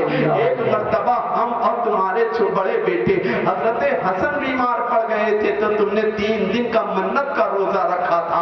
अम्मी जान मुझे वो दिन याद है कि हमारे घर में खाने को कोई चीज न थी, मगर रोजे का इंतजाम इफ्तारी का जब तुमने किया था तो घर में खजूर और पानी के अलावा कुछ ना था।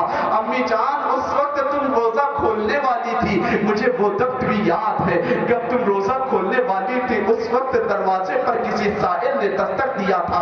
आपने कहा था कौन? तो उसने कहा था मैं मांगने वाला हूँ, सवाल करने वाला हूँ।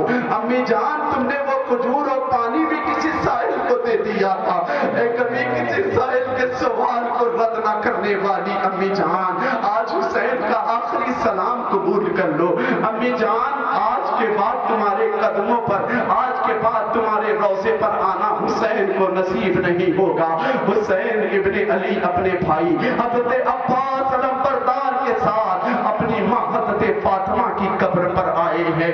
اللہ اللہ، حسین کی کیفیت، حسین کی اس وقت کیا کیفیت رہی ہوگی۔ یہ شعبان المعظم کی 3 تاریخ تھی، جو شعبان المعظم کی 3 تاریخ کربلا کا مارکہ 10 محرم الحرام سے شروع ہوا ہے۔ آپ حسین کی زندگی کا اندازہ لگائیں۔ حسین نے جب کربلا کے میدان کے لیے مدینے کی جدائی کو برداشت کیا تھا، محرم شریف کی 10 تاریخ تک 5 مہینے کی لمبی مسافت پر حسین نے کبھی کوئی سجدہ نہیں ادا کی، کوئی سجدہ قضا نہیں کیا، رب کی عبادت کرتے رہے۔ وہی حسین جب مکہ پہنچے ہیں اپنے 72 نفوس قدسیہ کو لے کر، حسین کا بڑا شاندار استقبال کیا۔ حسین نے مدینہ کیوں چھوڑا تھا؟ جب حضرت امیر معاویہ کا انتقال ہوا تھا تو کوفہ کے لوگوں نے 140 بڑے بڑے معتمد، بڑے بڑے بھروسے مند لوگوں نے خط بھیجا تھا، حسین آپ میرے والی ہیں، آپ آئیے، ہم آپ کو اپنا امام مانتے ہیں، یزید کو ہم نہیں مانتے، اس لیے کہ اسلام نے شراب حرام کی ہے، یہ کھلے عام شراب پیتا ہے، یہ ہمارا بادشاہ کیسے ہو سکتا ہے؟ اسلام نے سگی پھوپھی کے ساتھ نکاح حرام کیا ہے، یہ سگی پھوپھی کے ساتھ نکاح کرتا ہے، اس کا ہمارا کوئی میل نہیں ہے، یہ ہمارا والی نہیں ہو سکتا ہے۔ حسین ابن علی جب مکہ پہنچے ہیں، مکہ میں آپ نے ذی الحجہ کی 3 تاریخ کو آپ نے مکہ چھوڑنے کا ارادہ کیا ہے، اس لیے کہ حسین ابن علی کو تمام تر صحابہ نے منع کیا تھا، اے حسین آپ مکے کی جدائی کو برداشت نہ کریں، اس لیے کہ کوفہ والوں کی بے وفائی بہت مشہور ہے۔ انہوں نے کسی موقع پر آپ کے باپ حضرت علی کو دھوکہ دیا تھا، کسی موقع پر آپ کے بھائی حسن کو دھوکہ دیا تھا۔ اے حسین، کوفہ والوں کی قلم تو تمہارے ساتھ ہوا کرتی ہے مگر دل ان کا تمہارے ساتھ نہیں ہے۔ حسین ابن علی نے اس وقت بھی مکہ کے لوگوں سے کہا تھا، اگر میں مان بھی لو کہ اگر میں ان کے خط آنے کے باوجود اگر ان کے پاس نہ پہنچا اور کل بروز قیامت انہوں نے میرے نانا جان کی بارگاہ میں میری شکایت کر دی کہ یا رسول اللہ ہم نے حسین کو خط تو لکھا تھا، حسین کو بلایا تو تھا مگر حسین ہماری مدد کے لیے نہ آئے، تو کل بروز قیامت نانا کی عدالت میں مجھے شرمندہ ہونا پڑے گا۔ اگر نانا نے مجھ سے پوچھ لیا حسین بیٹا کیا تجھے تیرے نانا نے اسی دن کے لیے پالا تھا، حسین کیا تیرے نانا نے اسی دن کے لیے اپنے کاندھے پر سوار کیا تھا، حسین تیرے نانا نے اسی دن کے لیے تیرے رخسار کو چوما تھا، حسین اسی دن کے لیے کیا تیرے نانا نے تجھ سے محبت کی تھی؟ حسین فرماتے ہیں نہیں نہیں، میں ان کے کہنے پر جاؤں گا تاکہ میرے نانا جان کی بارگاہ میں انہیں کہنے کا موقع نہ ملے۔ حسین ابن علی نے شعبان المعظم شب برات کے مہینے میں مدینہ چھوڑا ہے، ذی الحجہ کے مہینے میں جب پوری دنیا کا حاجی حج کرنے کے لیے اپنے وطن کو چھوڑ کر مکہ اور مدینہ جایا کرتا ہے، حسین اس مہینے میں مکہ چھوڑ کر کربلا جا رہے ہیں۔ کیوں؟ حسین سے صحابہ نے کہا اے حسین 1 ہفتے کے بعد حج شروع ہو جائے گا، پوری دنیا کا حاجی اپنے وطن کو چھوڑ کر کے مکہ مدینہ آئے گا، آؤ چلو حج کا مہینہ شروع ہو رہا ہے، آؤ چلو کعبہ کا طواف کر لیا جائے، آؤ چلو صفا مروہ کی سعی کر لی جائے، آؤ چلو میدان عرفات میں دوڑ لگا دی جائے۔ تو حسین نے کہا تھا سنو حسین ابن علی پر جو زندگی میں ایک حج فرض تھا اسے 25 مرتبہ پیدل کر لیا ہے، اب حسین ابن علی پر حج کرنا فرض نہیں بلکہ کربلا کے میدان میں جا کر اپنا خون اٹھا کر اپنے نانا کے دین کو بچانا فرض ہے۔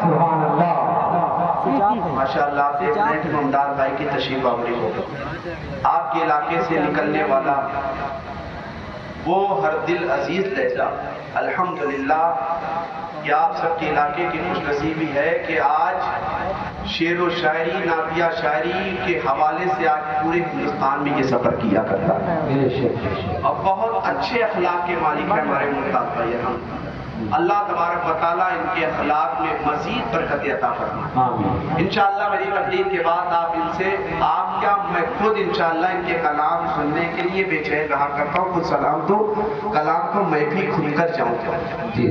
کون حسین جسے نانا نے بچپن سے تیار کیا, کبھی گود میں بٹھایا, یہ کوئی اتفاقی چیز نہیں بلکہ نانا کو کربلا کے لیے تیار کرنا تھا. کبھی مصطفیٰ جان رحمت کے عام طور سے بچوں کی عادت ہوا کرتی ہے, بچے بچپن کے عالم میں کسی چیز کا بھی سوال کر لیتے ہیں. نانا سے حسین کی مرتبہ نانا نے اپنے گیسو تھمایا. جب یہ بات نہیں پڑی تو ذہن کام نہیں کر رہا تھا. نانا نے گیسو جو تھمایا, عقل نے جواب دیا, نادان تو سمجھا نہیں. یہ بات سید الشہداء اور امام الانبیاء کے درمیان حکمت تو کوئی سا گناہ ضرور ہوگی. تو ذہن نے جواب دیا. حسین کو نانا نے گیسو تھما کے کہا تھا, حسین اپنے نانا کے گیسو کو مضبوطی سے تھام لے کر امت کی لگام تجھے تھامنی ہوگی. حسین نے نانا سے کہا تھا, نانا مجھے سواری چاہیے. بچپن میں بچے کسی بھی چیز کا سوال کرتے, اڑتی ہوئی پلین, اور بچے کہتے ابا مجھے پلین چاہیے. تو ابا کہاں سے لاتے, پلین اس کے بس کی ہو تو لاتے تھے. حسین نے کہا نانا مجھے سواری چاہیے. نانا نے اپنے کاندھے پر سوار کر دیا. جب میں نے اس حدیث پاک کو پڑھا, پھر ذہن دوڑا اسی طرف. بات نانا نواسے کی ہے, بات امام الانبیاء امام الشہداء کی ہے, بات اس نبی کی ہے, بات اس نبی کے شہزادے کی ہے, بات اس فاطمہ کے شہزادے کی ہے کہ ننھے ننھے بچوں نے عید کے موقع پہ کہا امی کل عید ہے, مدینے کے بچے اچھا اچھا کپڑا پہنیں گے, حسن حسین کیا پہنیں گے؟ بولو سبحان اللہ. سبحان اللہ سبحان اللہ. امی کل عید ہے, چاند آج رات نہیں گیا, مدینے کے بچے اچھے اچھے کپڑے پہنیں گے, تم کیا پہنو؟ تمہارے رسول کے شہزادے کیا پہنیں گے؟ امی نے کہا بیٹا پریشان ہونے کی ضرورت نہیں ہے, جب مدینے کے بچے اچھے کپڑے پہنیں گے تو حسن و حسین بھی اچھے کپڑے پہنیں گے. سبحان اللہ. زور سے بولو یار, زور سے بولو. ایک مرتبہ دونوں ہاتھوں کو اٹھا کے کہہ دو لبیک یا حسین, لبیک یا حسین.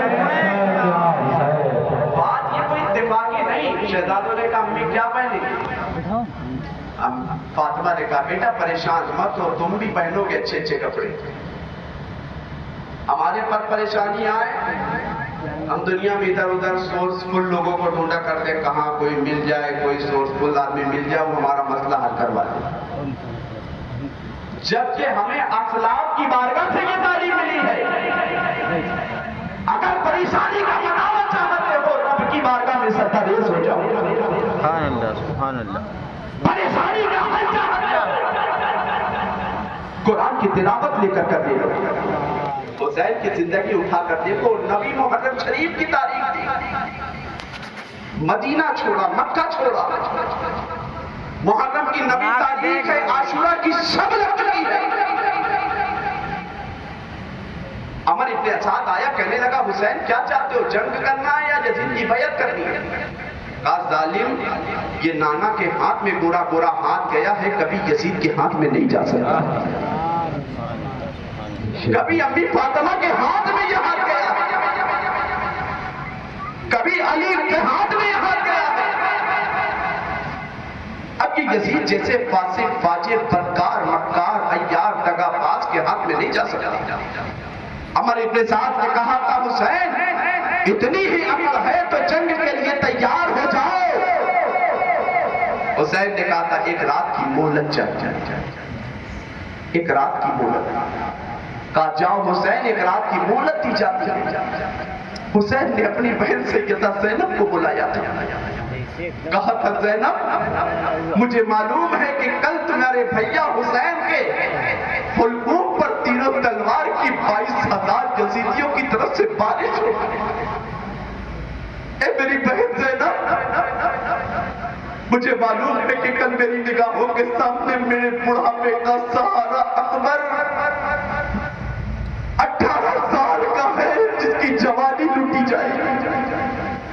اے میری بہن زینب، مجھے معلوم ہے کہ کل میرے گود میں کھیلنے والا میرے 6 ماہ کا شیر خوار بے زبان بچہ علی اصغر کے حلقوں میں ناز کو تیروں سے چھلنی کیا جائے گا۔ بہن زینب، اور اس رات کی تاریکی میں، اس رات کی پریشانی میں ہم لوگ نانا کی اس سنت پر عمل کرتے ہیں۔ سیدہ زینب نے کہا تھا بھائی حسین، تم تو 3 دن کے بھوکے ہو، پیاسے ہو، ننھے بچے بھوک پیاس کی شدت سے تڑپ رہے ہیں۔ ان یزیدیوں نے نہر فرات پر قبضہ کر لیا ہے۔ یہ یزیدی اہل بیت اطہار کے کسی چشم و چراغ کو پانی نہیں دے رہے ہیں، جبکہ وہی نہر فرات کا پانی کتا بھی پی رہا ہے، بندر بھی پی رہا ہے، سور بھی پی رہا ہے۔ مگر ان ظالموں نے نبی کے شہزادے کو پانی، بھوکا پیاسا پانی رکھا ہے۔ تو سیدہ زینب نے کہا تھا بھائی حسین، جسم بھوک اور پیاس کی عالم میں جواب دے دیتا ہے، اس پریشانی کے عالم میں نانا کی کون سی سنت پر عمل کرو گے؟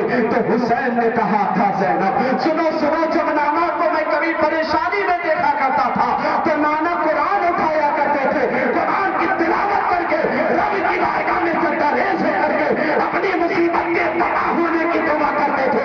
آؤ نانا کی بارگاہ میں اپنی قرآن اٹھا کر کے رب کی بارگاہ میں سجدہ ریز ہو کر کے اللہ کی بارگاہ میں اپنی پریشانی کے دور ہونے کی سبحان اللہ۔ اے مسلمانوں، آج سوچو تو صحیح، آج قرآن ہمارے گھروں میں ہے مگر ہمیں فیس بک دیکھنے سے فرصت نہیں۔ قرآن ہمارے گھروں میں ہے مگر ہمیں فلم دیکھنے سے فرصت نہیں۔ قرآن ہمارے گھروں میں ہے، دنیا کی نیوز دیکھنے سے ہمیں فرصت نہیں۔ جبکہ نبی دنیا سے جا رہے تھے، وصال ظاہری مصطفیٰ کا ہونے والا ہے، صحابہ کو جمع کیا، اے میرے صحابیوں مجھے پتہ چل گیا اللہ کی طرف سے کہ میرے دنیا سے جانے کا وقت آ گیا۔ صحابہ نے سنا تھا یا رسول اللہ آپ کے جانے کے بعد ہم زندہ کیسے رہیں گے؟ یا رسول اللہ مچھلی بغیر پانی کے تڑپ کر مر جایا کرتی ہے، ہم آپ کے بغیر زندہ کیسے رہیں گے؟ مصطفیٰ نے فرمایا تھا پریشان ہونے کی ضرورت نہیں، یہ تو قدرت کا فیصلہ ہے، ایک دن ہر شخص کو جانا ہے، مگر میں تمہارے درمیان 2 چیز کو چھوڑ کر جا رہا ہوں۔ صحابہ نے کہا یا رسول اللہ کون؟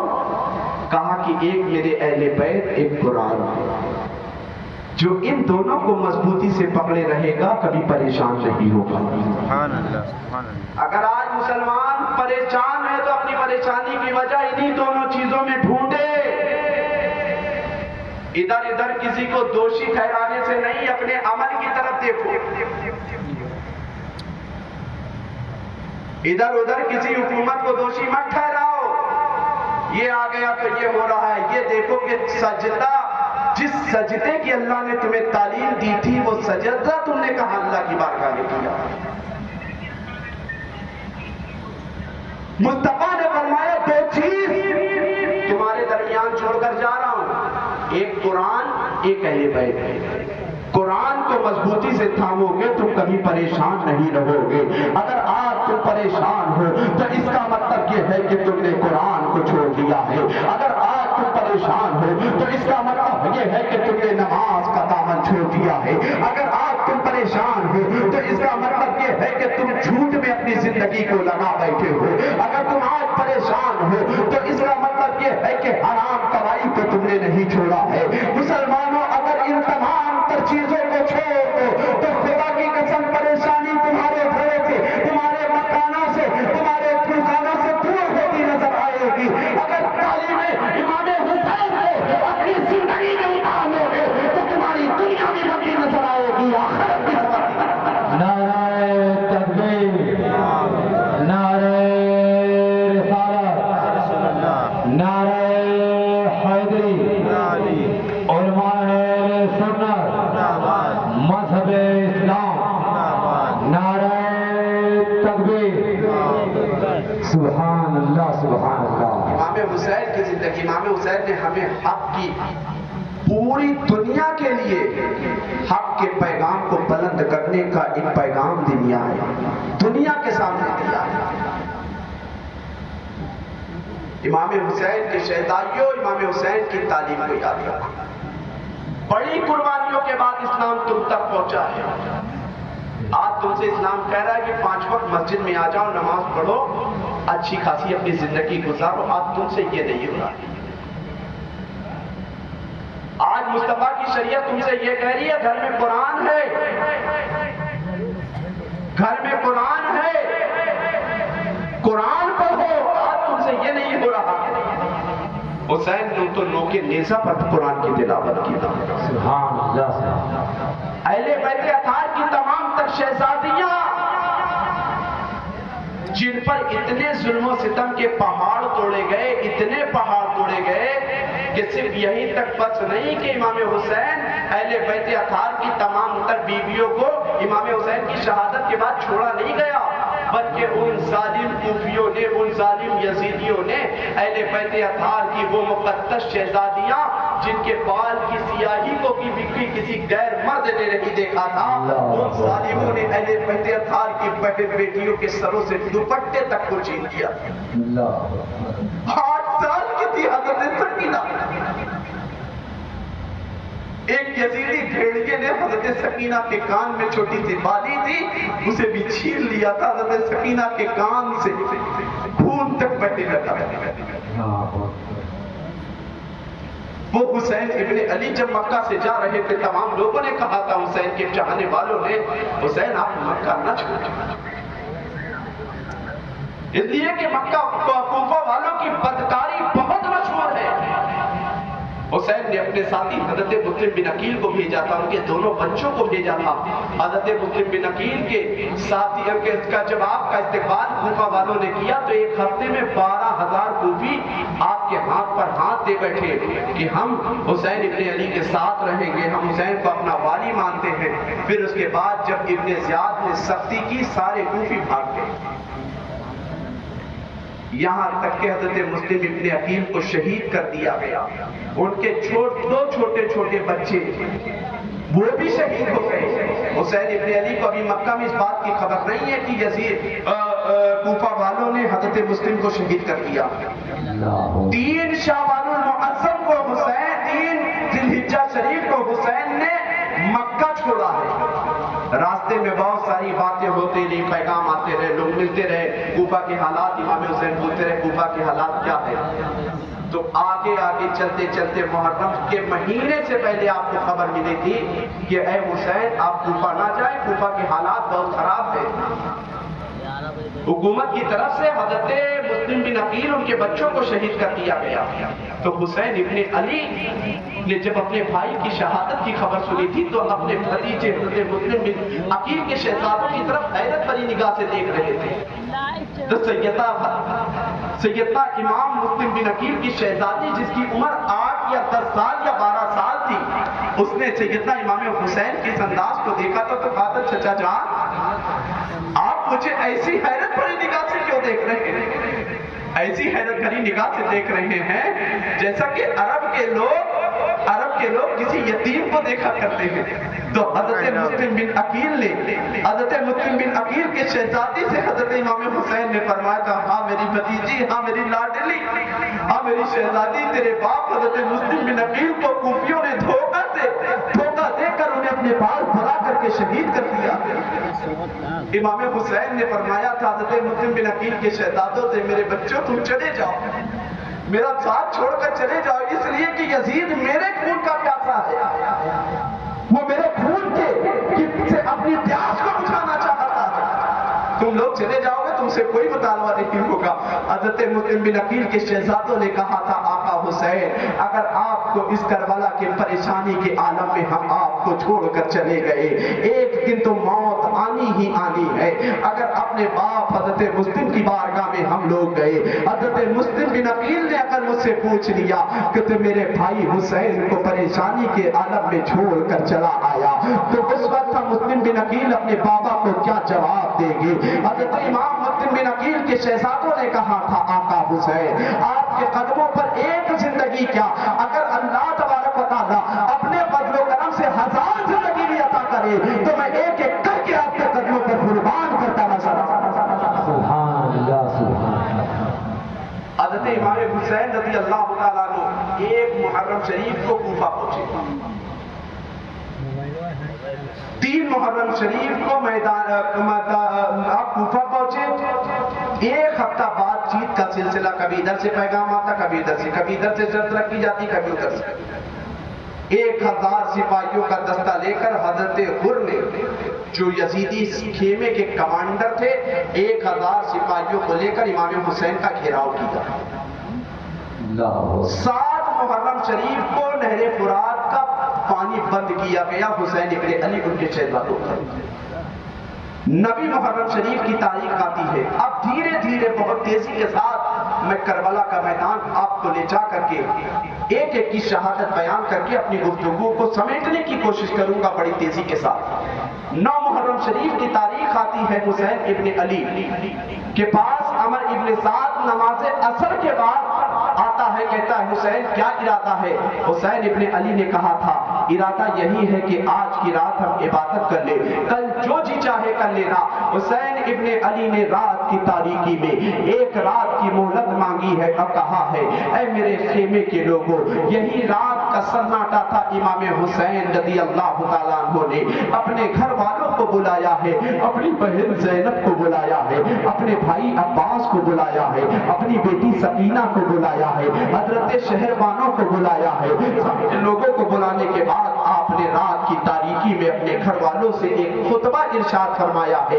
ایک گفتگو کا انداز یہ ہے، اے میرے گھر والوں سنو، میں نہیں، مجھے معلوم ہے اچھی طرح سے کہ اس وقت پوری دنیا میں حسین سے زیادہ گھر میں رہنے والا، حسین کے گھر والوں سے زیادہ وفادار کوئی نہیں ہے، حسین کے رشتہ داروں سے وفادار کسی کے رشتہ دار نہیں ہے۔ میں چاہتا ہوں کہ پوری دنیا میں اس وقت میرے ساتھیوں سے زیادہ وفادار کسی کے ساتھی نہیں ہے۔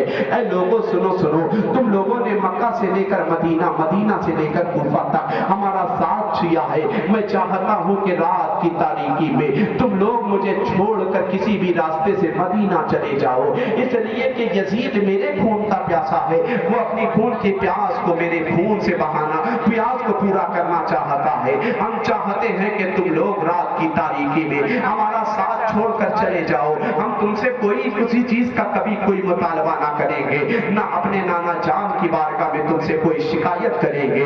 تو حسین ابن علی نے رات کی تاریکی میں، یہی رات کا دوسرا پہر تھا، اس وقت جب تک آپ بات کر رہے تھے ایک چراغ چل رہا تھا، حسین ابن علی نے اس چراغ کو بجھا دیا تھا اور کہا، سوچا تھا کہ شاید میرے ساتھی روشنی کی وجہ سے میرے چہرے کو دیکھ کر میرا ساتھ چھوڑ کر نہ جا رہے ہو۔ آپ نے چراغ کو بجھایا تھا، کچھ دیر گفتگو کی تھی، جب دیکھا تھا چراغ کو جلا کر کے حسین ابن علی کے تمام بھیا بھتیجے بھانجے دوست احباب سب آپ کے قدموں میں گرے نظر آ رہے ہیں۔ اے حسین، اگر رات کی تاریکی میں اس پریشانی کے عالم میں اگر ہم آپ کو چھوڑ کر چلے گئے تو کل بروز قیامت آپ کے نانا کو کیا جواب دیں گے؟ کل بروز قیامت اللہ کی بارگاہ میں ہم کیا جواب دیں گے؟ اگر آپ کے نانا نے اگر ہم سے پوچھ لیا کہ تم لوگوں نے پریشانی کے عالم میں حسین کا ساتھ چھوڑ دیا تھا تو نانا کے پاس کوئی جواب نہ ہوگا۔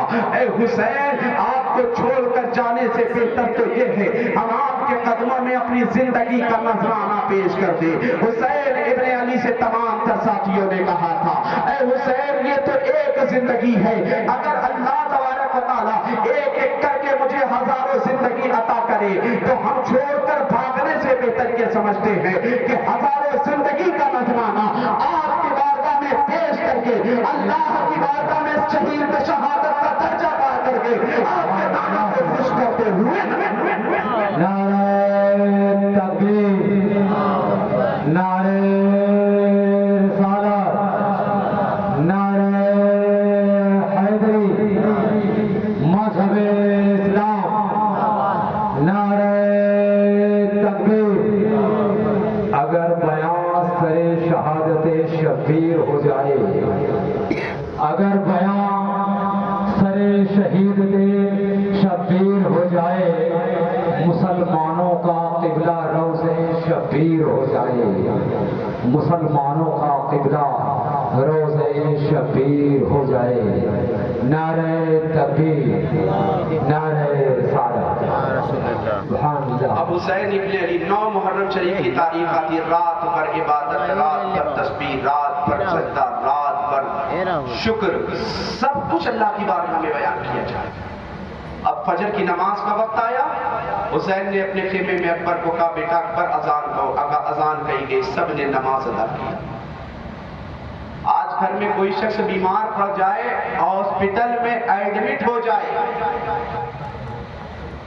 اور ڈاکٹر کہے کہ پریشان مت ہو، مریض ٹھیک ٹھاک ہے، پورے گھر کی نیند اڑی نظر آتی ہے کہ پتہ نہیں بیٹا ہاسپٹل کا حال یہ ہے کہ ڈاکٹر کب ایمرجنسی میں نہ پہنچا، کب آئی سی یو میں نہ پہنچا. گھر والوں کی نیند اڑی رہتی ہے، مگر حسین کو معلوم ہے کہ کل کی صبح اب جو آنے والی ہے اکبر میری نگاہوں کے سامنے شہید کیا جائے گا. معلوم ہے، یقین ہے، اس لیے کہ نانا نے بتایا تھا. بے شک بے شک، سبحان اللہ. حق ہے، حق ہے. کسی دنیا دار کی بات غلط ہو سکتی ہے، پہاڑ اپنی جگہ سے ہل سکتا ہے، دریا اپنا راستہ بدل سکتا ہے، مگر زبان مصطفیٰ سے جو بات نکل گئی وہ ہرگز ہرگز بدلنے والی نہیں ہے. واہ واہ، بہت خوب. سبحان اللہ. سبحان اللہ. حسین کو پتا ہے. اب اکبر نے کہی اذان، نماز پڑھی گئی. کسی بھی حال میں کربلا کے میدان سے 2 ہی پیغام ملا ہے، اس بات کو یاد رکھو. مردوں کو سجدے کا، عورتوں کو پردے کا. آج مرد سجدے سے بھی دور ہے، عورت پردے سے بھی دور ہے. جس سیدہ زینب نے کربلا کے میدان میں یزیدیوں نے جب دوپٹے تک چھین لیے تھے تو اپنے بال کو آگے کر دیا تھا کہ غیر محرم میرا چہرہ نہ دیکھ پائے. آج فاطمہ کی کنیز ہونے کا دعویٰ کرنے والی وہی سیدہ زینب کی کنیزیں آج اپنے آپ کو بے پردہ کر کے بازاروں میں گھما رہی ہیں. کتنی شرم کی بات ہے. کربلا کے میدان سے 2 پیغام، مردوں کو سجدے کا، عورتوں کو پردے کا. مرد آج سجدے سے دور ہے، عورت آج پردے سے دور ہے. جانتے ہو خاتون جنت، جنتی عورتوں کی سردار سیدنا فاطمہ الزہرا، سیدہ فاطمہ الزہرا. اور فاطمہ، دنیا میں فاطمہ کی مثال کی کوئی بیٹی ہو ہی نہیں سکتی. وہ فاطمہ کی ایک مرتبہ یہودی عورتوں نے حضرت فاطمہ کو دعوت دی کہ اے فاطمہ ہمارے گھر میں آ جانا، کل تمہاری دعوت ہے. مصطفیٰ نے دعوت قبول فرما لی. اب عورتوں کا مزاج یہ تھا کہ ہم فاطمہ کا مذاق اڑائیں گے کہ نبی کی شہزادی ہے. حال یہ ہے کہ 72 پیمن لگے ہوئے کپڑے پہنے. صبح ہوئی، دعوت کا وقت قریب آیا، نبی نے کہا فاطمہ جاؤ کمرے میں، یہ وہ جوڑا رکھا ہے پہن لو. فاطمہ نے پہنا. دعوت میں گئی، یہودی عورتوں نے دیکھا، سب کی آنکھیں پھٹی کی پھٹی رہ گئی. کہنے لگی ہے فاطمہ تم نے یہ جوڑا کہاں سے خریدا؟ بازاروں میں تو ایسا جوڑا نہیں ملتا. فاطمہ نے کہا تھا کہ میرے بابا نے میرے لیے دعا کی تھی تو اللہ تبارک و تعالیٰ نے اس جوڑے کا انتظام جبریل کے ذریعے جنت سے کروا دیا تھا. وہ یہودی عورتیں فاطمہ کی بارگاہ میں کہنے لگی فاطمہ ہم نے تو تمہیں شرمندہ کرنے کے لیے دعوت دیا. کہا تمہارا الگ مزاج ہے، میرا الگ مزاج ہے. وہ خاتون جنت ایک مرتبہ ابو جہل راستے میں کھڑا مصطفیٰ کو گالی دے رہا تھا. فاطمہ نے عمر 5 سال کی تھی. بیٹیاں بڑی وفادار ہوتی ہیں اپنے والدین کے تعلق سے. ایک بار بیٹا بے وفا ہو جائے کہ باپ کو کوئی گالی دے رہا ہو، بیٹا گاڑی بڑھا کر آگے بڑھ گیا. مگر بیٹیاں باپ کو کبھی کچھ نہ کہو، ماں کو کچھ نہ کہو. گالی دے رہا تھا ابو جہل اپنے تمام اوباش لونڈوں کو لے کر کے. حضرت فاطمہ نے دیکھا، کہا تو میرے بابا کو گالی دے رہا ہے. کہا تو جھوٹا ہے، تو جھوٹا ہے، تیرے ساتھی جھوٹے ہیں. ابو جہل دل ملا گیا کہ فاطمہ نے میرے ساتھیوں کے سامنے میری بے عزتی کی. اس نے فاطمہ کو بلایا، تماچے لگا. حضرت خاتون جنت روتے ہوئے گھر گئی. مصطفیٰ نے فرمایا بیٹی کیا ہوا؟ کہا بابا آج ابو جہل آپ کو برا کہہ رہا تھا، میں نے اس کو برا کہہ دیا. اللہ کے مقدس نبی کی پوری زندگی کی ہسٹری پڑھو کہ مصطفیٰ جان رحمت کے پاؤں میں لاٹھی بچھائے گئے مگر مصطفیٰ کو کبھی غصہ نہیں آیا. جس میں اطہر پر اوجڑی جیسی نجاست رکھی گئی کبھی غصہ نہیں آیا. مکے کے لوگوں نے آپ کو ستانے کی خاطر گلے میں چادر ڈال کے کھینچا آپ کو اتنا ستایا پھر بھی مصطفیٰ کے چہرے کا رنگ نہیں بدلا. مگر مصطفیٰ کے چہرے کا رنگ بدلا ہے تو فاطمہ کو رونے سے مصطفیٰ کے چہرے کا رنگ. ابو سفیان ابھی تک ایمان نہیں لائے تھے. مصطفیٰ نے فرمایا ابو سفیان جا کر ابو جہل سے کہو میری بیٹی فاطمہ سے تو معافی مانگے ورنہ آج تک محمد نے کسی کے لیے بددعا نہیں کی. اگر آج محمد ابو جہل کے لیے بددعا کر دے گا تو رہتی زمین تک ابو جہل کی نسلیں ختم ہو جائیں گی. ابو جہل کی نسل سے کوئی بچہ پیدا نہیں ہوگا. ابو سفیان ایمان نہیں لائے تھے. ابو جہل کے پاس گئے کہ ابو جہل تو نے تو عرب کے دستور کے خلاف بھی کام کیا, بچیوں سے کون سا بدلا؟ اگر بگاڑا ہے تو محمد نے تیرا بگاڑا ہے, تو بچیوں سے بدلہ لے رہا ہے, اس کا کیا مطلب؟ حضرت فاطمہ کا ہاتھ اٹھایا. حضرت ابو سفیان نے ایمان نہیں لائے تھے. کہا تھا بیٹی ابو جہل کو تمانچے لگا میں کھڑا ہوں.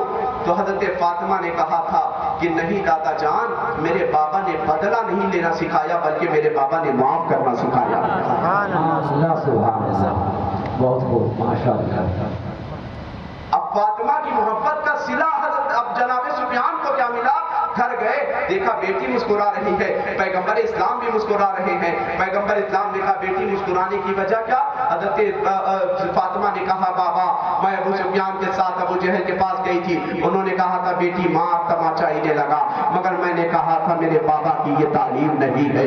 مصطفیٰ مسکرانے لگے. مصطفیٰ نے دیکھا کہ ابو سفیان نے میری بیٹی کے ساتھ ایسی وفاداری کی ہے. مصطفیٰ نے ہاتھ اٹھایا ہے اور کہا ہے کہ اے اللہ ابو سفیان کو اس وقت تک موت نہ دینا جب تک دامن مصطفیٰ میں جگہ نہ عطا فرما دے. ابو سفیان کے لیے مصطفیٰ نے دعا کی ہے. ابو سفیان جو اسلام کے کٹر دشمن تھے, مصطفیٰ کا اخلاق دیکھا ہے. ایک دن نبی کی بارگاہ میں آئے, نبی کا چہرہ دیکھنے لگے, مسکرانے لگے. مصطفیٰ نے فرمایا ابو سفیان کیوں مسکراتے ہو؟ کہا یا رسول اللہ میری تمام تر خطاؤں کو معاف کیا جائے, مجھے کلمہ پڑھایا جائے, اسلام میں داخل کر لیا جائے. سبحان اللہ, سبحان اللہ, ماشاءاللہ, بہت خوب, سبحان اللہ. اگر ابو سفیان فاطمہ سے محبت کر لے تو اللہ ایمان کی دولت نصیب فرما دے. تو سنیوں اور مصطفیٰ کے اہل بیت کے شہدائیوں, تم کتنے خوش نصیب ہو کہ تم مصطفیٰ جان رحمت کے نواسوں سے محبت کرتے ہو. ایک ابو سفیان اگر نبی کی شہزادی سے محبت کرے, ان کی طرف داری کر لے, تو اللہ تبارک و تعالیٰ انہیں ایمان کی دولت عطا فرما دے, انہیں ایمان میں ٹھکانہ مل جائے. تو اہل بیت کے ذکر کے برکت سے میں پورے یقین کے ساتھ کہتا ہوں کہ ابو سفیان کو جب دامن مصطفیٰ میں ٹھکانہ مل سکتا ہے تو اہل بیت کے شہدائیوں کو جنت میں ٹھکانہ مل سکتا ہے. سبحان اللہ, سبحان اللہ. نعرہ تکبیر, نعرہ رسالت, نعرہ حیدری, علماء اہل سنت, نعرہ تکبیر. سبحان اللہ, سبحان اللہ. حضرات گرامی وقار, محرم شریف کی 10 تاریخ آتی ہے. باقاعدہ عمر ابن سعد کہنے لگا حسین اب تو آج ایک رات کی مہلت بھی مل گئی ہے. حسین نے فرمایا ہاں آج کی رات مجھے خوب اللہ کی عبادت کرنی تھی, عبادت کا خوب مزہ لینا تھا, میں نے لے لیا ہے. اے عمر ابن سعد جو چاہتے ہو کر دو. اس وقت جنگ کا یہ طریقہ ہوتا تھا کہ 2 خیمہ ہوا کرتا تھا, ایک خیمہ ادھر دوسرا مقابلے والا سامنے. دونوں خیمے کے لوگ اپنے اپنے خیمے کے آگے خندق کھودا کرتے تھے تاکہ دشمن ہمارے خیمے میں نہ آنے پائے. حضرت امام حسین نے اپنی خندق کھدوایا ہے, کھدوانے کے بعد آگ جلوائی ہے. عمر ابن سعد نے بھی اپنی خندق کھدوایا, آگ جلوایا ہے. ایک یزیدی امام حسین کے قریب آیا, خیمے کی آگ کو دیکھا, کہا حسین کیا تم نے اپنے لیے دنیا میں ہی جہنم کی آگ خود تیار رکھی ہے؟ تو حسین ابن علی نے کہا تھا روتے ہوئے ظالم تو مجھے جہنمی کہہ رہا ہے. آپ نے ہاتھ اٹھایا تھا دعا کے لیے اور کہا تھا اے اللہ اس ظالم نے مجھے جہنمی لفظ کا استعمال کیا ہے, پروردگار عالم تو اسے دنیا میں ہی جہنم کی آگ کا مزہ دکھا دے. وہ ظالم یزیدی جس گھوڑے پر سوار تھا اس کا گھوڑا بدکنے لگا یہاں تک کہ پگلا گیا. اس کے گھوڑے کا ایک قدم جا کر کے اسی خندق میں پھنستا ہے. پھنسنے کے بعد وہ گھوڑے سے زمین پر آنے کے بعد اسی خندق میں آگ میں گر جاتا ہے۔ حسین نے کہا تھا ظالم تو نے مجھے جہنمی کہا تھا، دیکھ میرے صبر کا امتحان دیکھ، میرے صبر کی جزا دیکھ، اللہ نے تجھے جہنم کی آگ دنیا میں ہی دکھا دی ہے۔ اب عمر ابن سعد پکار کر کہنے لگا، اس نے تیر چلوا کر جنگ کا اعلان کیا ہے، کہا اے یزیدیوں گواہ رہنا یزید کی عدالت میں اس بات کی گواہی دینا کہ حسین ابن علی پر کربلا کے میدان میں پہلا تیر ہم نے چلایا تھا۔ اب جنگ باضابطہ شروع ہو جاتی ہے، حضرت امام حسین کے سپاہی بھی تیار ہے۔ سپاہی کیا تھے؟ جنگ لڑنے تو حسین کے نہیں تھے، وہ تو کربلا کے میدان میں نانا سے وعدہ پورا کرنا تھا، ورنہ تاریخ کا کوئی بھی ایسی جنگ دکھاؤ کہ 72 کے مقابلے میں 22,000 جنگ لڑنے کے لیے کبھی کوئی آیا ہو۔ حسین تو اسلام بچانے گئے تھے، حسین تو دین بچانے گئے تھے، حسین تو شریعت بچانے گئے تھے، حسین تو خاندان قربان کرنے گئے تھے۔ اگر حسین جنگ کرنے جاتے تو نبی کے نواسے تھے مدینے کے لوگ کو اکٹھا کر لیتے، لاکھوں کی تعداد میں مدینے کے لوگ مکے کے لوگ آ جاتے، مگر نہ حسین کو تو دین بچانا تھا۔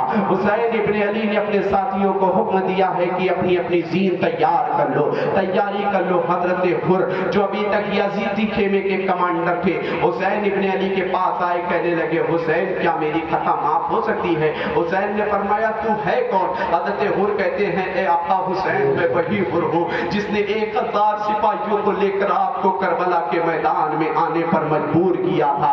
اے حسین ہم تو یہی سوچ رہے تھے کہ یہ یزیدی آپس میں صلح و مصالحت کے ساتھ بات طے کر لیں گے، یہاں تک جنگ کی نوبت نہیں آئے گی، مگر میں دیکھ رہا ہوں ان یزیدیوں نے اپنی دنیا کے بدلے میں آخرت کو، دنیا کو بیچے، دنیا کو خریدنے کے چکر میں آخرت کا سودا، آقا دنیا کو اپنے خریدنے کے، دنیا کو خرید لیا ہے، آخرت کو برباد کر لیا ہے۔ حضرت حر نے امام کی بارگاہ میں عرض کی ہے اے میرے آقا حسین کیا میری خطا معاف ہو سکتی ہے؟ اس لیے کہ میں ہی مجرم ہوں، اگر نہ میں آپ کو کربلا کے میدان میں آنے پر مجبور کرتا، آپ نہ آتے تو یہاں تک جنگ کی نوبت ہی نہ آتی۔ حسین نے فرمایا اے حر تمہارا نام کیا ہے؟ حضرت حر نے کہا ہے آقا حسین میرا نام حر ہے۔ حضرت حر سے امام نے فرمایا ہے جب تیرا نام حر ہے، حر کے معنی ہے آزاد کے، اس وقت نواز رسول کا پریشانی کے عالم میں تم نے ساتھ دیا ہے، جب تو جہنم سے آزاد ہے۔ حضرت حر سے امام فرماتے ہیں حر گھوڑے سے نیچے آؤ۔ حضرت حر کہتے ہیں آقا گھوڑے سے نیچے آنے سے بہتر یہ ہے کہ میں ان یزیدیوں کے سامنے جاؤں گا، انہیں جنگ کر کے آپ کو دکھاؤں گا اور کہوں گا کہ حسین ابن علی نبی کے نواسوں سے جنگ کا انجام کیا ہوا کرتا ہے۔ حضرت حر امام حسین سے اجازت دینے کے بعد میدان کارزار میں جاتے ہیں، یزیدیوں سے خطبہ ارشاد فرماتے ہیں اے یزیدیوں کیا تمہیں معلوم نہیں کہ تم کس سے جنگ کرنے جا رہے ہو؟ کیا تمہیں معلوم نہیں کہ حسین وہ ہے جسے نانا چوما کرتے تھے، نانا سونگا کرتے تھے، حسین وہ ہے جسے نبی اپنے کاندھے پر سوار کیا کرتے تھے۔ ہمارے ابن سعد کہنے لگا حر اپنی پریشانی کا رونا مت رو، آؤ میدان کارزار میں۔ حضرت حر نے اپنی تلوار اٹھایا ہے، اس انداز میں لڑے ہیں کہ جتنے بھی یزیدی سامنے آ رہے ہیں آپ کی تلوار کی زد میں آنے کے بعد سب واصل جہنم ہوتے نظر آ رہے ہیں۔ حضرت حر بھی چاہے کئی دن سے بھوکے پیاسے، حضرت حر بھی پیاس کی شدت نے آپ کو بے چین کیا ہے۔ عمر ابن سعد پکار کر کہنے لگا اے یزیدیوں یہ حسین کا غلام ہے، اس کی رگوں میں حسین کی محبت کی جولانی سوار ہے، اگر ایک ایک لڑو گے سب جہنم میں پہنچا دیے جاؤ گے۔ حضرت حر پر تیر و تلوار کی چاروں طرف سے بارش ہوتی ہے، آپ پیاس کی شدت کو لے کر گھوڑے سے زمین پر آتے ہیں، آنے کے بعد امام حسین نے اپنے پہلو میں لٹایا ہے۔ حضرت حر کہتے ہیں آقا حسین اگر مجھے چند بوند نہر فرات کا پانی مل جاتا تو میں یزیدیوں کو بتاتا کہ اس طرح جنگ کی جاتی ہے۔ حسین صبر و رضا کی تلقین کرتے ہیں، کرنے کے بعد میرے آقا حسین نے فرمایا تھا اے حر اس وقت تمہیں نہر فرات کا پانی نہیں ملے گا، بلکہ حوض کوثر پر نانا مصطفیٰ میرا تمہارا انتظار کر رہے ہیں، جا کر نانا کے ہاتھ سے حوض کوثر کا جام پینا۔ حضرت حر کو صبر و رضا کی تلقین کی ہے، حسین نے اپنے پہلو میں لٹایا ہے۔ حضرت حر हुजूर जामे शहादत नोश फरमा लेते हैं। इन्ना लिल्लाहि व इन्ना इलैहि राजिऊन। करबला के मैदान में 10वीं मुहर्रम को शहीद होने वाला हुसैनी खेमे का ये पहला कमांडर था, उसकी शहादत हुई। इमाम हुसैन के कदमों में 18 साल का नौजवान, एक नौजवान जिसका नाम हजरत अब्दुल्ला था, उस नौजवान की शादी को अभी 18 दिन हुए थे। वो नौजवान आपके कदमों में आता है। अब हुसैन, हम भी आपके कदमों पर जिंदगी का नजराना पेश करके अल्लाह की बारगाह में सुरखरुई हासिल करना चाहते हैं। हुसैन ने कहा कि तुम्हारी तो शादी को अभी 15 या 18 दिन हुए हैं, जा अपनी बीवी से इजाजत तो ले ले। वो नेक बीवी से इजाजत लेने के लिए गए हैं। हजरत अब्दुल्ला जब गए तो उस नेक बीवी से कहा कि इस वक्त करबला के मैदान में हक व बातिल की जंग हो रही है। इस वक्त करबला के मैदान में, इस वक्त करबला के मैदान में शुक्र और जुल्म की जंग हो रही है। इस वक्त करबला के मैदान में ईमान और बेईमानी की जंग हो रही है।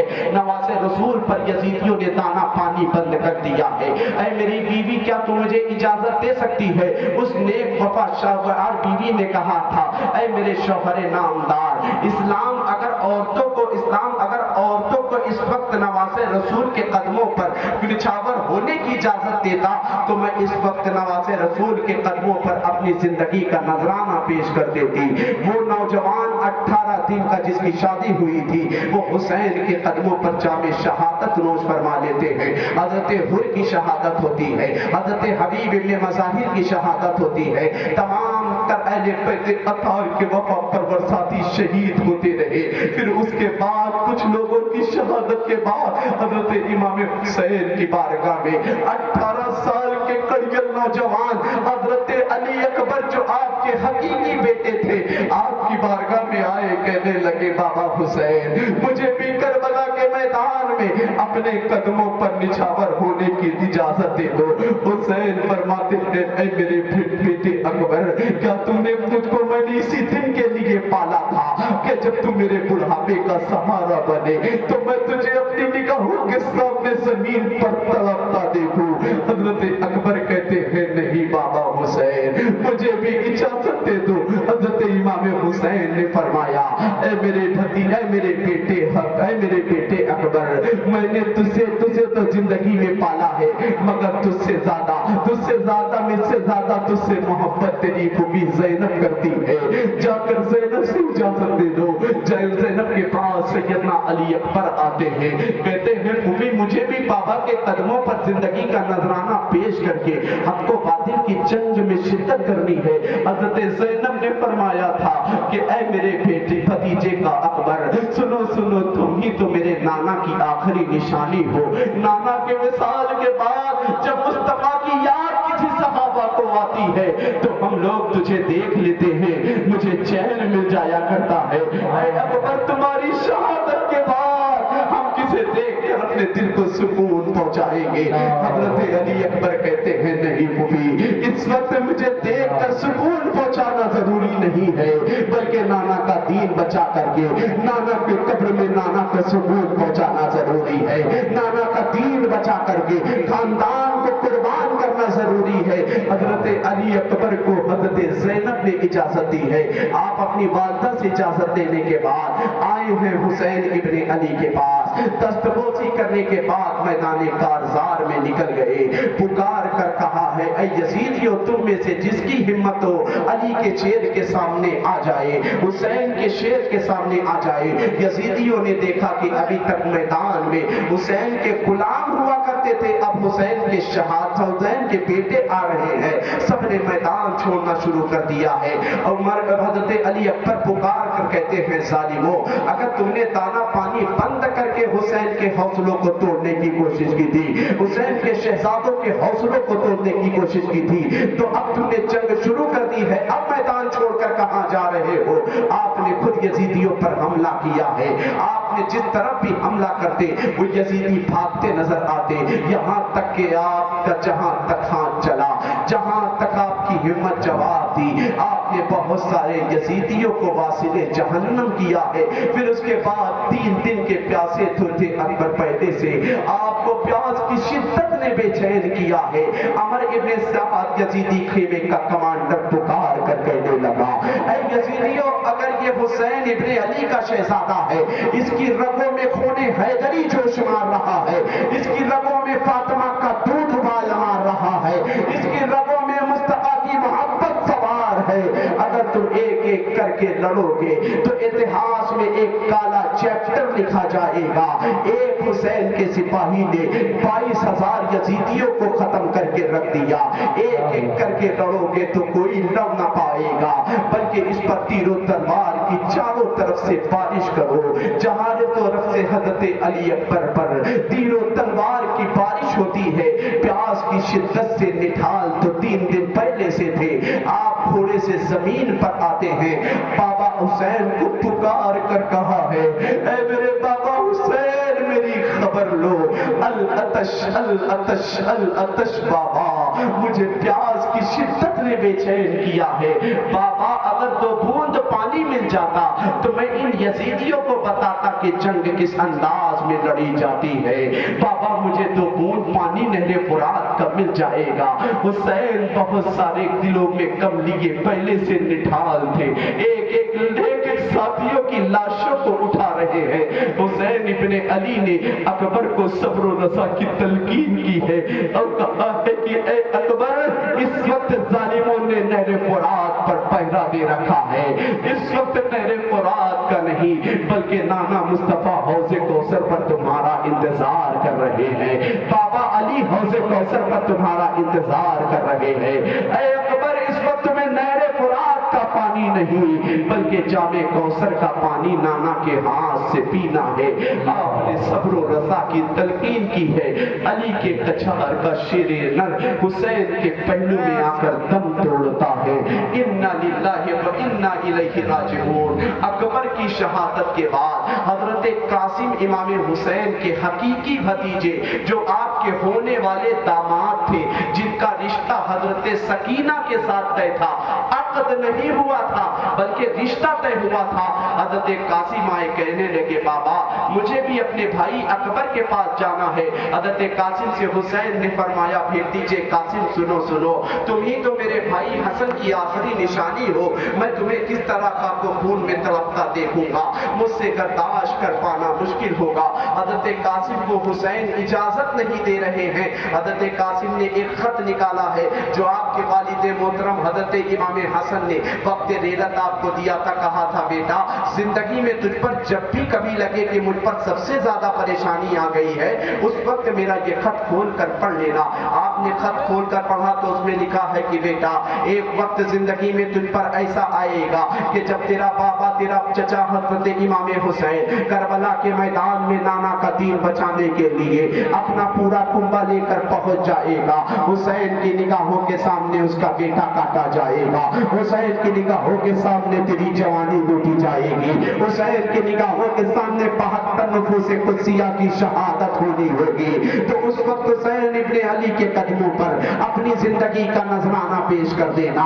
آپ نے جیسے ہی اتنا خط میں پڑھا ہے، آپ نے مجبوراً اجازت دی ہے۔ حضرت قاسم میدان کارزار میں جاتے ہیں، حضرت قاسم میدان کارزار میں جاتے ہیں۔ عمر ابن سعد جو یزیدی خیمے کا کمانڈر تھا، اس نے ایک ارزق نامی پہلوان کو 10,000 درہم، جو آج کے لحاظ سے کئی لاکھ کی تعداد میں، کئی کروڑ کی تعداد میں درہم پہنچا کرتا ہے، 10,000 درہم دے کر صرف حسینی خیمے کے علم برداروں سے لڑائی کے لیے بلایا تھا۔ حضرت قاسم میدان کربلا میں گئے، میدان کربلا میں ارزق نامی پہلوان کو عمر ابن سعد نے بھیجا، جاؤ ارزق پہلوان لڑائی لڑو۔ اس نے اپنی بہادری کے آگے، اپنی تکبرانہ چال چلنے کے آگے کہا، میں قاسم سے لڑائی لڑوں، یہ میرے سامنے بچہ ہے۔ حضرت قاسم نے کہا، نادان، غلط فہمی میں مت رہ، میں علی کا شیر ہوں، مجھ سے مقابلہ کر پانا اتنا آسان نہیں ہوگا۔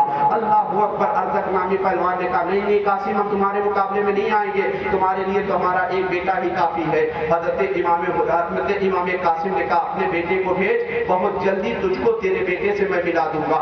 اس کا ایک بیٹا آیا، حضرت قاسم نے اپنی بہادری کا جوہر دکھاتے ہوئے اسی کی تلوار تلوار کو اٹھایا، اٹھانے کے بعد اسی کے سینے میں اتار دیا اور جب دیکھا کہ میرا بیٹا مر گیا ہے، موت کے گھاٹ پہنچ گیا، بلبلانے لگا، چیخنے لگا، کہنے قاسم تو نے میرے بیٹے کو وسط جہنم کی گہہ وادی میں پہنچا دیا ہے۔ حضرت قاسم سے کہنے لگا قاسم میرا اور بیٹا ہے۔ حضرت قاسم کے مقابلے میں دوسرا بیٹا آیا، آپ نے اسے بھی جہنم کی گہہ وادی میں پہنچا دیا، تیسرا بیٹا، چوتھا بیٹا، سب کو جہنم کی گہہ وادی میں پہنچا دیا۔ اب ارزق نامی بدلہ انتقام کا بدلہ لینے کے لیے حضرت امام قاسم کی بارگاہ میں آتا ہے، کہا اے قاسم تجھے معلوم نہیں میری بہادری کا چرچا پورے ملک شام، ملک عراق میں بجا کرتا ہے۔ کہا حضرت قاسم کی رگوں میں خون حیدری نے جوش مارا تھا، وہ علی کا خون تھا، وہ علی کا خون تھا جنہوں نے اپنے ایک ہاتھ سے باب خیبر کو اکھاڑ دیا تھا۔ کون علی جس کے بارے میں شاعر کہتا ہے کہ فولاد کا دل پتھر کا جگر سب پارا پارا ہوتا ہے، جب نام علی کا لیتا ہوں میدان ہمارا ہوتا ہے، غربت کا رونا وہ روئے جن کا ہو بھروسہ دنیا پر، اپنا تو حسین اعظم کے ٹکڑوں کو گزارا۔ سبحان اللہ سبحان اللہ، نعرہ تکبیر، نعرہ رسالت، نعرہ حیدری، مذہب اسلام، نعرہ تکبیر۔ ارزق نامی تلوار نے کہا کہ قاسم تم مجھ سے مقابلہ کرو گے؟ کہا ابھی پریشان کر تو تجھے بھی تیرے بیٹے کے پاس پہنچا دیتا ہوں، تیری بہادری کا چرچا ہوگا مگر تم مجھے نہیں جاتا۔ میرا باپ وہ ہے کہ 40 صحابہ باب خیبر کو دروازے کو ہلا نہیں پائے تھے، میرے بابا علی نے ایک ہاتھ سے اس خیبر کے دروازے کو اکھاڑ دیا۔ میری بہادری، میری طاقت کا مقابلہ کرے گا؟ ارزق نامی تلوار مجھے اپنی گھمنڈ، اپنی بہادری پر بڑا گھمنڈ تھا، وہ حضرت قاسم کے مقابلے میں آتا ہے۔ حضرت قاسم نے ایک ہی تلوار کی وار سے اس کی گردن اتار دی، کہنے لگا جا تجھے تیرے بیٹے کی بہت یاد آ رہی تھی۔ حضرت قاسم کے اوپر چاروں طرف سے تیر و تلوار کی بارش ہوتی ہے۔ آپ نے امام حسین کو پکار کر کہا بابا حسین اگر مجھے 2 بوند پانی مل جاتا تو میں ان یزیدیوں کو دکھاتا جنگ کس انداز میں لڑی جاتی ہے۔ حضرت قاسم بھی امام حسین کے پہلو میں جام شہادت نوش فرما لیتے ہیں، انا للہ و انا الیہ راجعون۔ پھر اس کے بعد اب بچی 3 لوگوں کی شہادت، پھر اس کے بعد میری گفتگو ختم۔ بھیا ادھر اٹھک بیٹھک بند کر دو، بالکل سیریس ماحول بناؤ۔ شہادت امام حسین سن رہے ہیں، جن کی شہادت کو سننے کے لیے مجلسوں میں آسمان سے فرشتے آیا کرتے ہیں۔ سبحان اللہ سبحان اللہ۔ اور ادب کا لحاظ ایسا ہوتا ہے پھر فرشتوں کا کہ پر نہیں ہلتے کہ کہیں اس بارگاہ میں کوئی گستاخی نہ ہو جائے، سمجھ رہے؟ جن کا ذکر فرشتے کرتے ہو، جن کا جھولا فرشتے جھلاتے ہو، وقت آ جائے تو جنت کے لیے جن کے یہاں کھانا آتا ہو، اس نبی کے گھر والوں کا ذکر سن رہے ہو تو کم سے کم ادب کا دامن ہونا چاہیے۔ ادب نہیں ہوگا تو کوئی چیز آپ کو ملے گی نہیں۔ کسی بھی بزرگ کی بارگاہ میں محفل میں بیٹھو تو بڑوں کی بارگاہ میں ادب کے ساتھ، ادب ہوگا تو سب کچھ مل جائے گا۔ حضرت غر جو یزیدی خیمے کے کمانڈر تھے، 1000 ساتھیوں کو لے کر حسین کا مقابلہ کرنے کے لیے آئے تھے، دل میں اہل بیت کے لیے ادب پیدا ہوا ہے تو جہنم کے راستے سے نکل کر جنت کے راستے میں آ رہے ہیں۔ ادب ہی تو تھا۔ حسین ہم نہیں جانتے تھے کہ یہ لوگ ایسا ایسا کریں گے، ان لوگوں نے اہل بیت کی عظمت کو سے کھلواڑ کیا ہے، ادب پیدا ہوا 1 سیکنڈ کے لیے تو اللہ نے ایمان کی دولت عطا فرمائی۔ ابو سفیان جو ایمان نہیں لائے تھے، فاطمہ کا ایک لمحے کے لیے فاطمہ کے لیے محبت پیدا ہوئی تو اللہ تعالیٰ نے ایمان کی دولت نصیب فرما دی۔ ادب ہوگا میرے بھائی تو بہت کچھ مل جائے گا، ادب نہیں ہوگا سب کچھ چھن جائے گا۔ یہ کسی دنیا دار کی محفل نہیں ہے، ان نبی کے شہزادوں کی محفل ہے جس کا ذکر، جس کی تعریف اللہ خود کیا کرتا ہے۔ اللہ نے یہی تو فرمایا قُلْ لَا أَسْأَلُكُمْ عَلَيْهِ أَجْرًا إِلَّا الْمَوَدَّةَ فِي الْقُرْبَى۔ محبوب آپ اپنے امتیوں سے کہہ دیجئے میں نے دین جو تم تک پہنچایا ہے اس کے بدلے میں مجھے دولت نہ دو، दौलत मुझे क्या दोगे, बल्कि अल्लाह तबारक व तआला ने मुझे कायनात के खजानों का मालिक व मुख्तार पहले बना दिया, तुम मुझे क्या दोगे। जब अल्लाह के मुकद्दस नबी पर यह आयत नाज़िल हुई कि अल्लाह के मुकद्दस नबी ने फरमाया कि अल्लाह चाहता है कि अहले बैत से मोहब्बत करो, तो सहाबा नबी की बारगाह में कुछ मांग लेकर, या रसूल अल्लाह, आपके पास दुनिया भर से मेहमान आते हैं और आपके पास जरिए माश कुछ नहीं है, तो अल्लाह की बारगाह में महबूब ने मशवरा किया, अल्लाह ये तबलीग का मुझे बदला देना चाहते हैं। तो अल्लाह के अपने महबूब से मोहब्बत देखो, अल्लाह ने फरमाया महबूब ये तुम्हें बदला देना चाहते हैं, मेरे खजाने में किस चीज की कमी नहीं, मेरा जो कुछ है महबूब तुम्हारा ही तो है। इनसे मना कर दो, कुछ दौलत नहीं, इज्जत नहीं, शोहरत नहीं, जमीन नहीं, जायदाद नहीं, तुम अपने लिए रखो। अगर फैंसी होगा तब तो अल्लाह के मुकद्दस नबी की बारगाह में साहबा, या रसूल अल्लाह फिर क्या चाहिए। अल्लाह ने खुद मशवरा दिया, महबूब इनसे कह दो अगर देना ही कुछ चाहते हो तो मेरे घर वालों से मोहब्बत करना शुरू कर दो। या रसूल अल्लाह इसमें क्या मिलेगा। अगर ऊपर तो हुजूर फरमाते हैं जो हसन और हुसैन से दुनिया से मोहब्बत करता हुआ जाएगा वो मोमिन होकर दुनिया से मरेगा। तो अदब की बात, इमाम हुसैन के 3 शहजादे, खुद इमाम हुसैन बचे, हजरत अली अस्कर बचे। अब ये 3 शहादत मुलाहिजा कर लो, 10-15 मिनट 5 मिनट जो लगे, ऐसी रातें आपको हमेशा नहीं मिलेंगी। और मैं ऐसा कभी पहुंच दिया। खैर अल्लाह का शुक्र है, अल्लाह तबारक व तआला कि आप खासपुर की सरजमीन पर हैं और मुमताज भाई के गांव के लोग अगर अच्छा ना सुने तो पैगाम क्या जाएगा। क्या बात, जिसे पूरा हिंदुस्तान अच्छी तरह से सुनता है। अल्हम्दुलिल्लाह बहुत बाअखलाक आदमी है मुमताज भाई, और जिनकी दावत मोहब्बत पर माया है हाफिज शमीम साहब।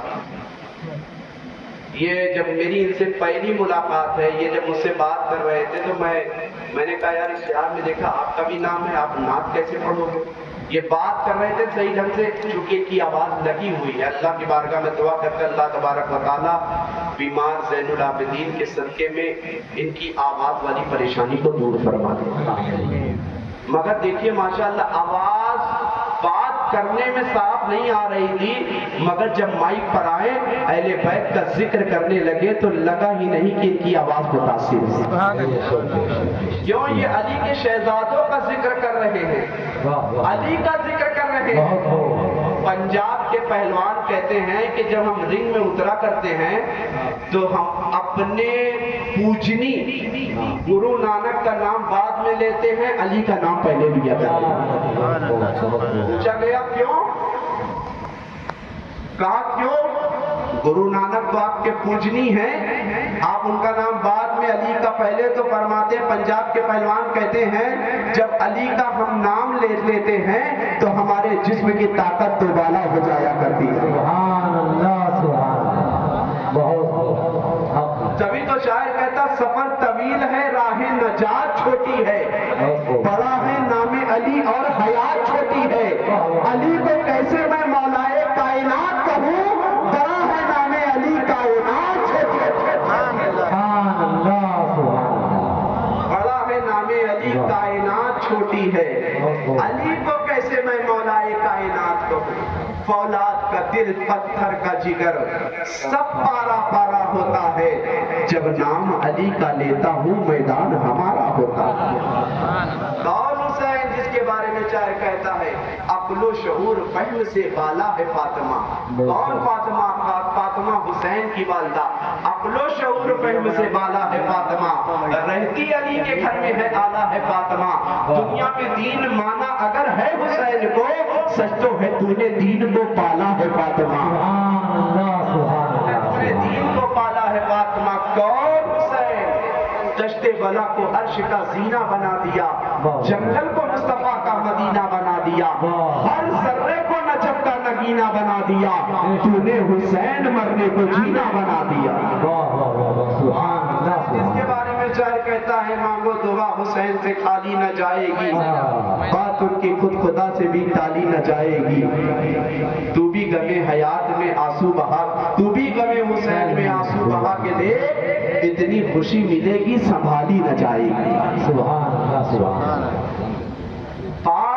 10 محرم شریف کی حضرت عباس حضرت امام حسین کے خیمے کے کمانڈر جن کے ہاتھ میں علم تھا، حضرت امام حسین کے پاس پہلے لگے بھیا حسین مجھے